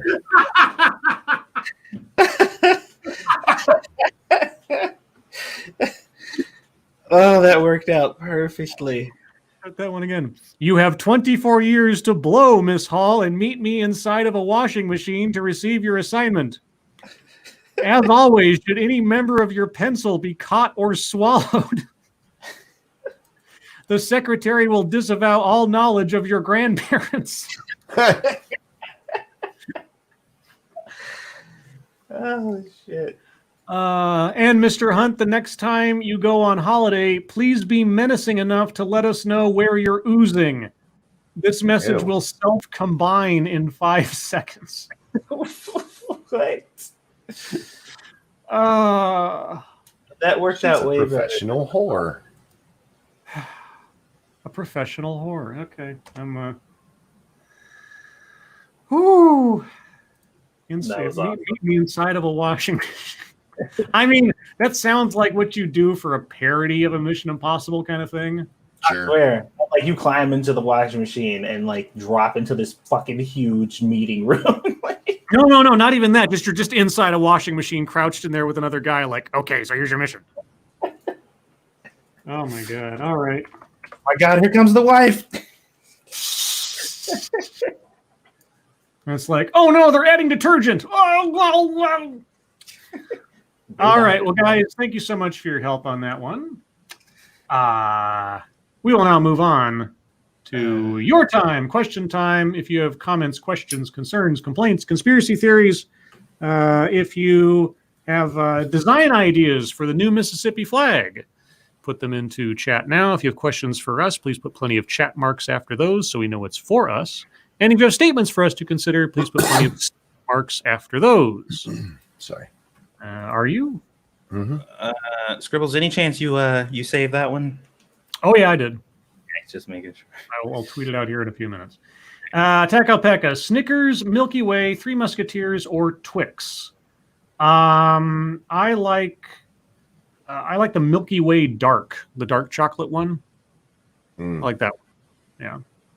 What about you guys? What were our choices again?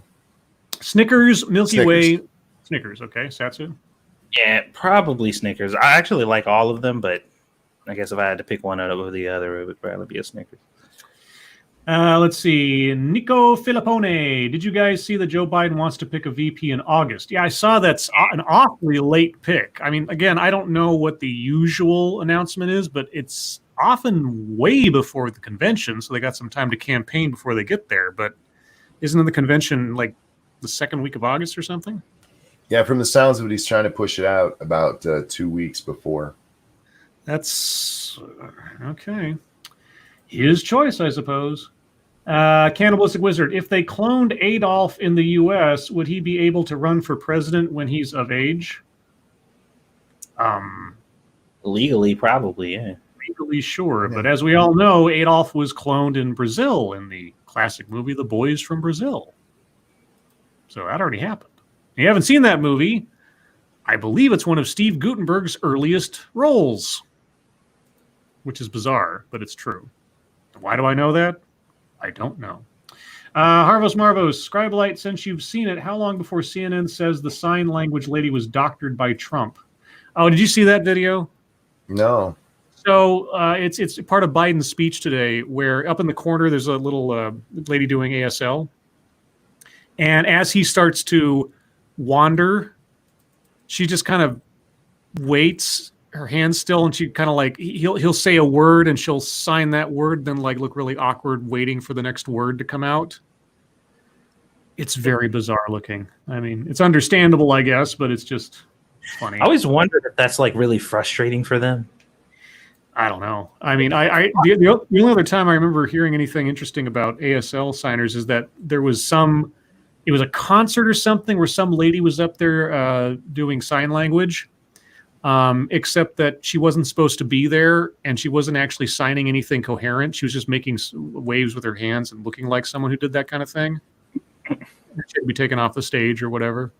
But she was there for like 20 minutes or something and nobody noticed. That's hilarious. Interesting. Devil Fruit Zero, Scribe Light, has Satsu... Why don't you ask Satsu? Has Satsu heard about an anime guy that will pull his anime from America due to censorship? And could the anime industry collapse if this becomes common? I don't know. Satsu, have you heard of such a story? Oh, wait, what? Have I heard of an anime guy? Anime guy that will pull his anime from America due to censorship. No. Okay, well, that answers that. But let's say that it did. Let's say that does. Could the anime industry collapse if this becomes common? If the American market is like removed from consideration because of censorship, I would assume that would do a lot of damage to the anime industry. This is just my guess, but I don't think that we're a ridiculously huge chunk of, of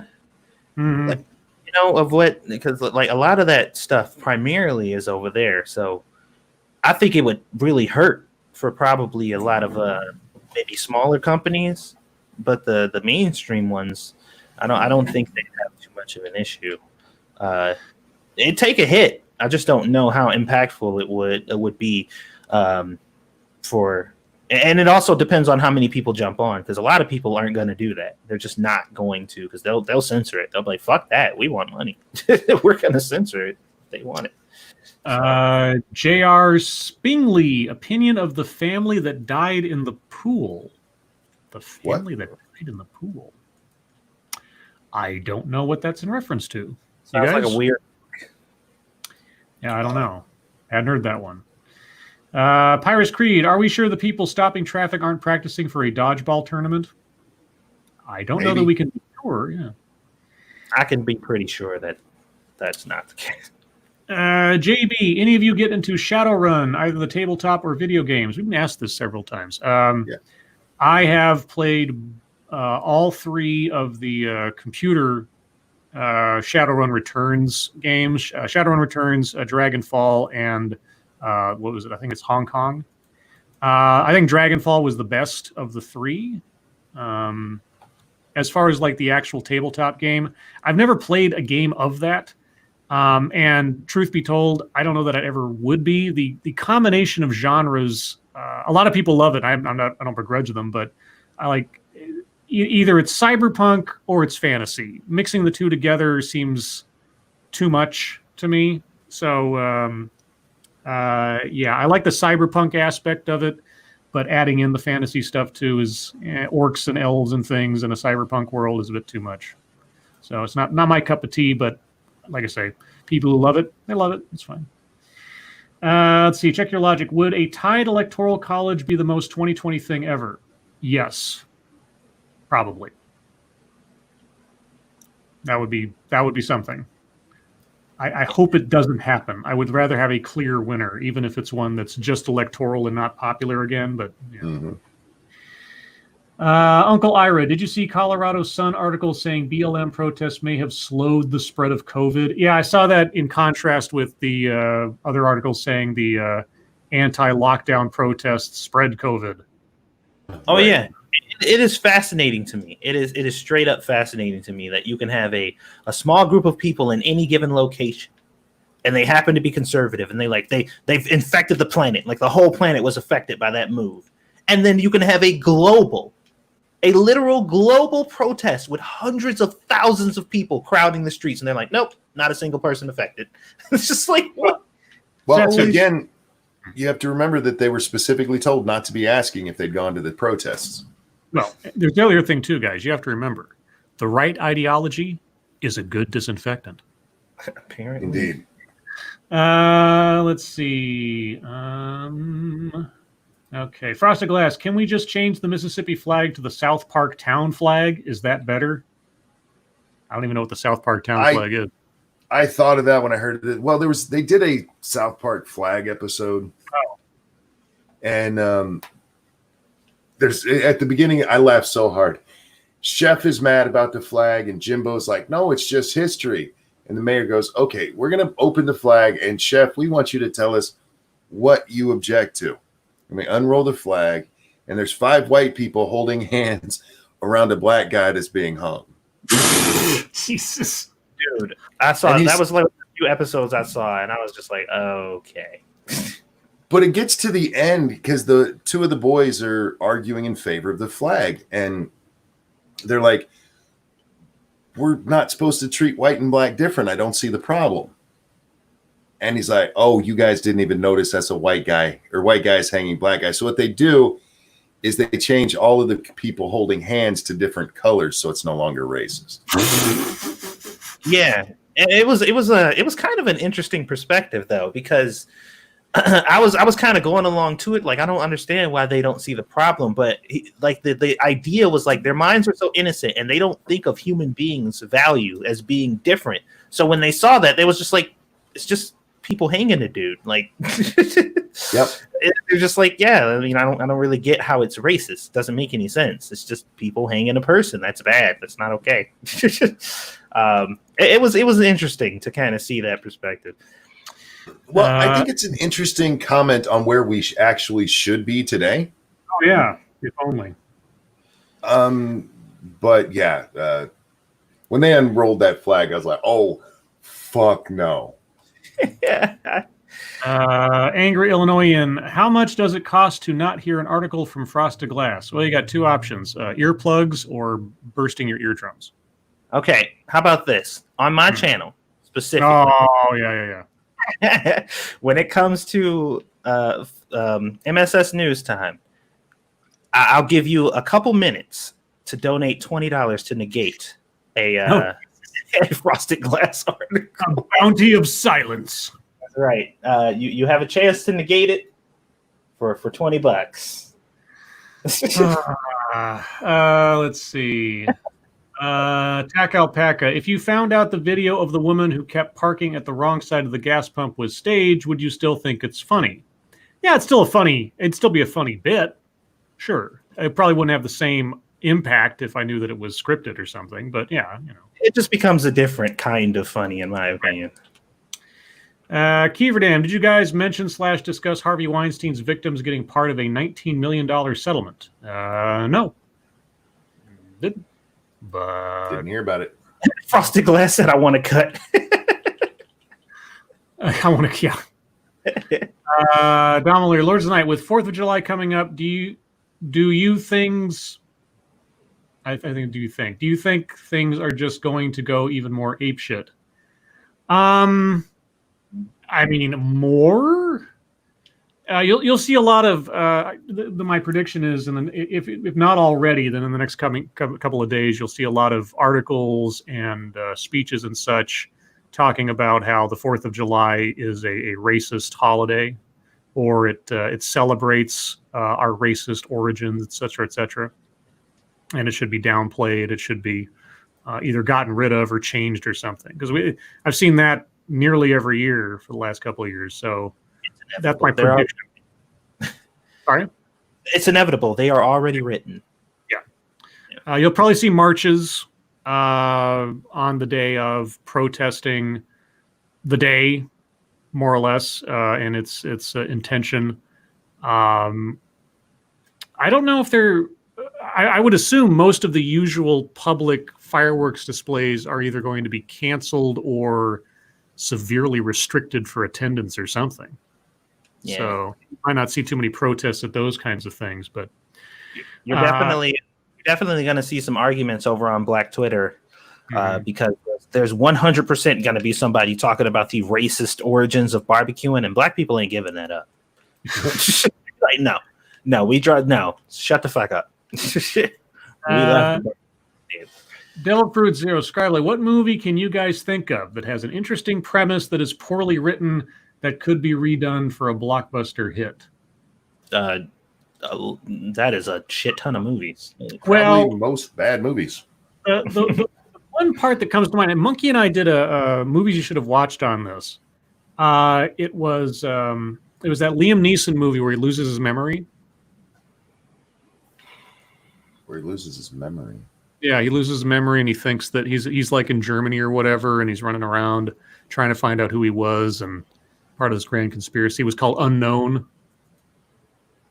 Anyway, Monkey's Forgotten, which is kind of fitting given the movie's title and everything. But anyway, so there's this subplot in that movie where you've got this old Eastern Germany spy, and you've got this old Western Germany CIA guy, sorry, and there's this indication that these two have actually been rivals for decades, but never met each other because they've been working on opposite sides of the Iron Curtain and everything. And then in this movie, the circumstances align them where they meet up for like the first time, and they have this very tense scene, sort of psychological standoff where they kind of figure out who each other is. And then they have like one final like fight and one of them gets killed.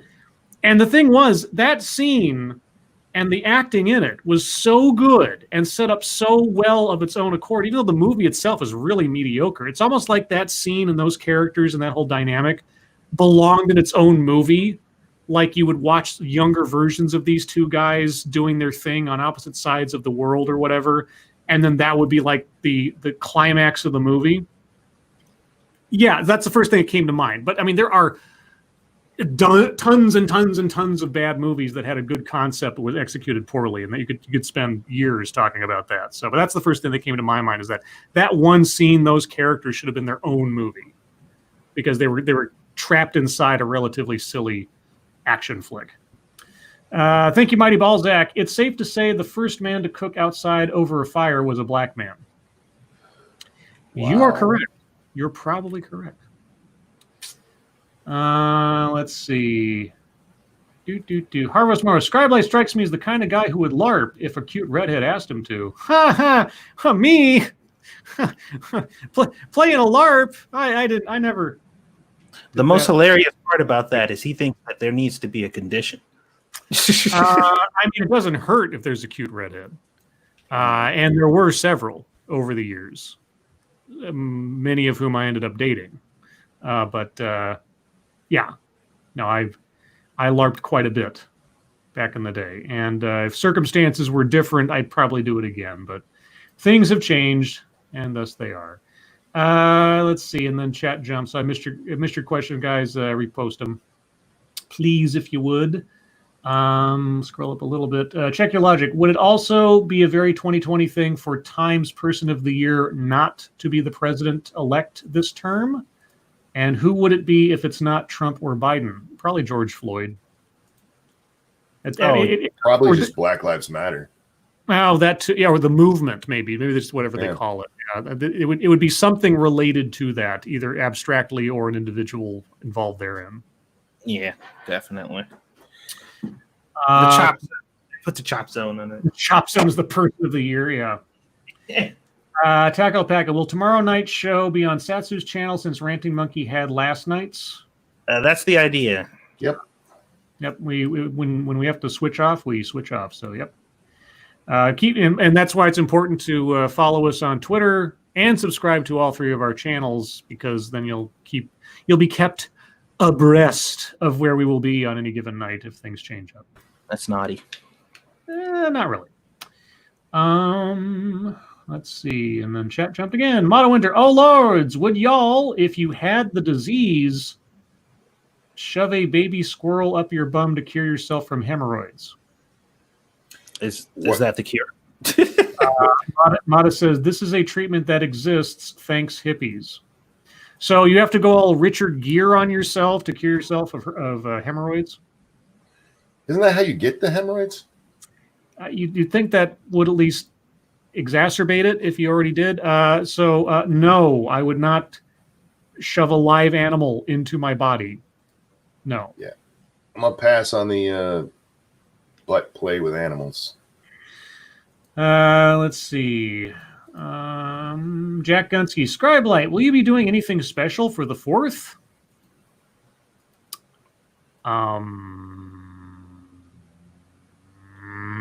No. I mean, as compared to every other day with everything closed or diminished in activity around me and nowhere to go and no one to see. And yeah, probably not. Maybe I'll try to find a 4th of July-ish topical TEDx or something. I don't know. That'll probably be as exciting as I get, because all of the fireworks and such things around here are banned except in controlled locations and such. And I think even those have been canceled for this year. So, with all the gatherings being discouraged and all the other, there's not really much to do, I suppose. I'm sure I'll hear fireworks off in the distance somewhere, or see some neighborhood doing it, but not me. Somebody in the chat said, "Poor Mr. Lemmywinks." Yeah. That's funny. Gulf City Ben says it'll be Bubba Wallace. Bubba Wallace is the time person of the year. Yeah, probably not. It might be the door pull. Maybe the door pull will be the person of the year. Frosted Glass, Independence Day movie theme for the 4th. Oh, well, now I hadn't thought about that. If I can find something that has at least at minimum of 3 characters on there, I will consider it. I have some time. Harvest Marvels, did you guys see Alyssa Milano trying to defend her own stint of supposed blackface? It wasn't blackface. I did see it. It wasn't blackface, just like the Golden Girls wasn't blackface, and yeah, it's silly. So on that one, I'm on Alyssa Milano's side. It's like, no, let's see. Motto Winter. Oh Lords, would y'all try creamy? Excuse me, I got the hiccups. Creamy Lucky Charms milkshake with a 20-ounce steak cut into Irish shapes, and a lack of potatoes. A lack of potatoes? Lack? Is a lack sort of like the official word for a group of something? Is that what the trick is there? Like a murder of crows. It's a lack of potatoes. If a lack of potatoes is the actual word for a group of potatoes, that is the most hilarious thing ever. I just want to make sure, because when I read that, I'm like, okay, am I misreading that? Is that autocorrect doing something screwy, or is that correct? It's just not used very often. Because I like Murder of Crows. There's a movie called Murder of Crows with Tom Berenger and Cuba Gooding Jr. and it had to do with a bunch of lawyers ending up dead, and it was a great title, a really great title. Wasn't a very great mystery movie. It was sort of a direct-to-video kind of thing, but it was all right. Motto Winch described like that is correct. I was right. A lack of potatoes is the official grouping of potatoes. I feel like that's insensitive to my people. You know what? Maybe that's how the potato famine happened. Yeah, it's a lack of potatoes. Oh boy, well, that's what I'm talking about with offensive to my people. Yeah, Monkey is really sensitive about the blight, guys. He's really sensitive about the blight. It's just a misunderstanding this whole time. Holy shit. Let's see. Michael Garrick, how come Mr. Popo gets a pass? Mr. Popo, what?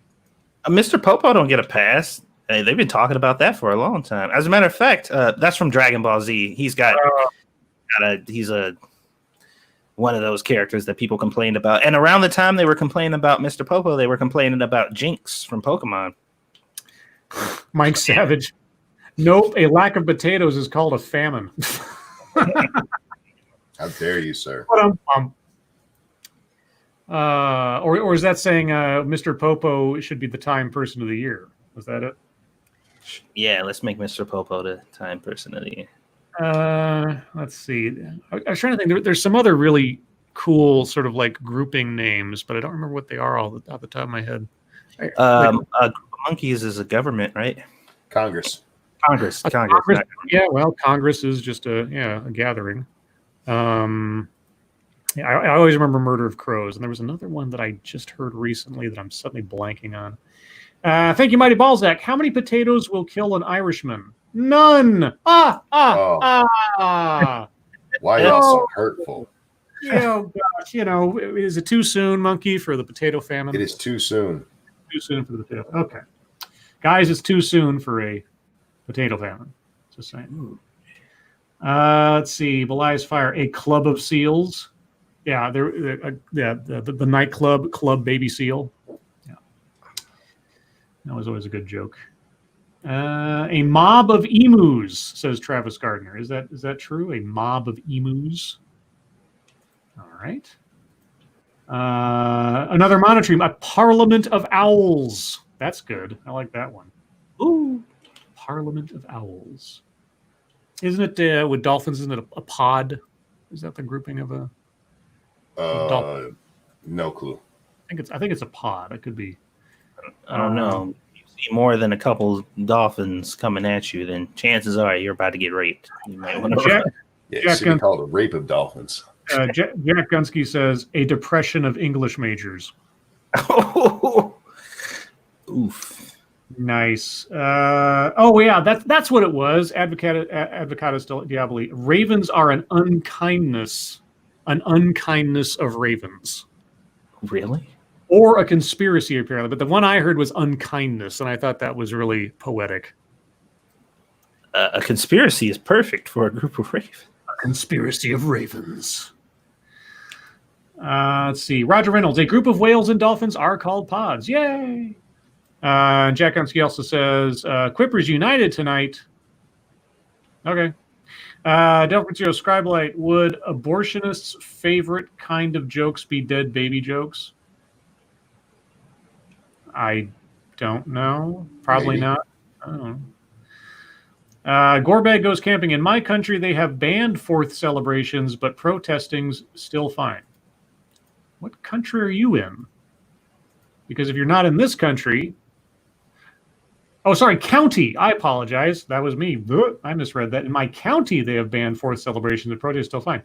Yeah, we've seen a lot of that, haven't we? Where it's like, oh yeah, you can't gather in more than 3 or 4 people because you might spread COVID, but we have to promote. I mean, it's one of those things where it's like, we don't want to restrict free speech. It's like, I don't disagree. But again, it's sort of the hypocrisy of the messaging here more than anything else. But also the practicality and the rationale of it. It's like if the idea is, and besides which, it's not like they haven't already been trying to restrict our rights this entire time anyway. So at least trying to, I don't know, moderate or regulate it for the time being to try to prevent further infection somehow. But it's just one of those things where it's like I don't want to restrict people's ability to express themselves, but don't try to sell it to me as it's somehow a better option than what you've been telling us not to do this whole time. Mm-hmm. You're not going to buy it. I just don't. I don't particularly care. I'm not going to get involved in it myself because, well, I don't really care about getting involved in protests or anything. But yeah, it's like we talked about at the beginning. It's like don't try to classify this isn't a political moment. Yeah, whatever. Let's see. Gulf City Ben says a welfare of SJWs. Wow. Who Wow. said that again? That was Gulf City Ben. Get that man a cookie. Let's see. Motto Winter. Oh, lords, would y'all use a blanket made of baby seal fur that the baby seals were responsible for the death of many children? What? The hell? Where do you live? Baby seals got fur? Well, they do.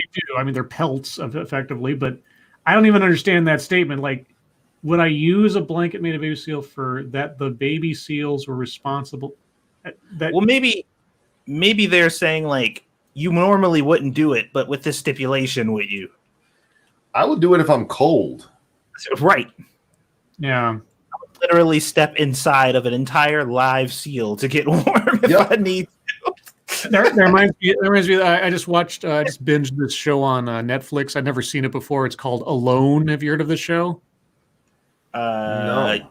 It's this like total survival show. It's sort of like Survivor Man, except they make it into a game show effectively.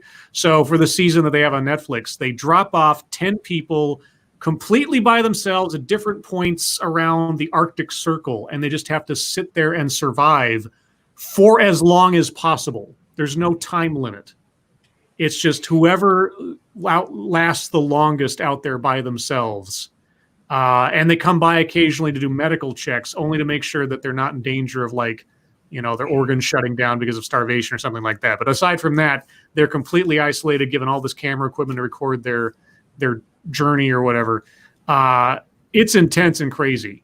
And I don't want to give anything away for people who haven't watched it yet, but I really loved Survivor Man, and this is like Survivor Man times 10, except that you really run the gamut of whether or not the people involved you really want to listen to, because some are really annoying or full of themselves. But then, of course, they usually end up getting themselves screwed over. So, but that's what that whole like pelting a seal reminded me of, because there's a lot of that in that show where they have to capture animals, game and stuff, and do that kind of thing.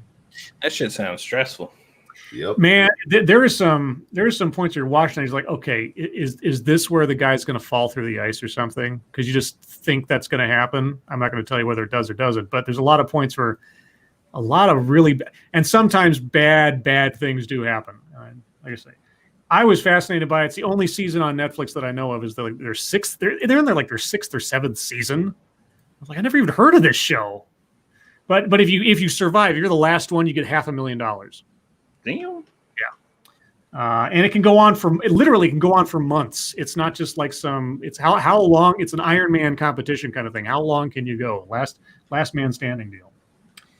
And of course, with all that, we're at the top of the hour, and that's the end of the show. And it's all my fault. Sorry, guys. I'm not sorry. I mean, I like sharing what I'm excited with you guys. Maybe you'll be interested too. Who knows? But anyway, guys, that's the show. Thank you so much for joining us. You guys are the greatest audience in the world. Thank you so much for your participation. Thank you so much for your questions. Moderators, thank you for keeping an eye on things, even though we have the most well-behaved audience in the world. And everybody who donated, thank you so much for your generosity. It'll all go towards my Dr. Pepper and Jack Daniel's supply, which I will need mightily in the coming days and weeks as TEDx infuses into my brain.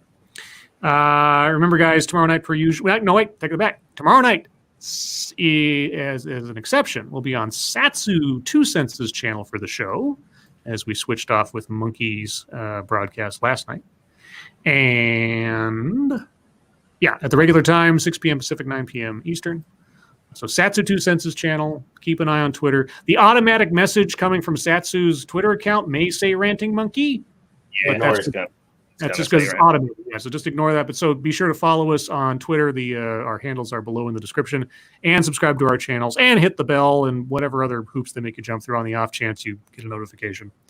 Anything else to mention, guys, before we go? Nothing I can think of. You guys gaming tonight? Oh, yes, we are. Oh, well, there you go. Mentioned that for some reason.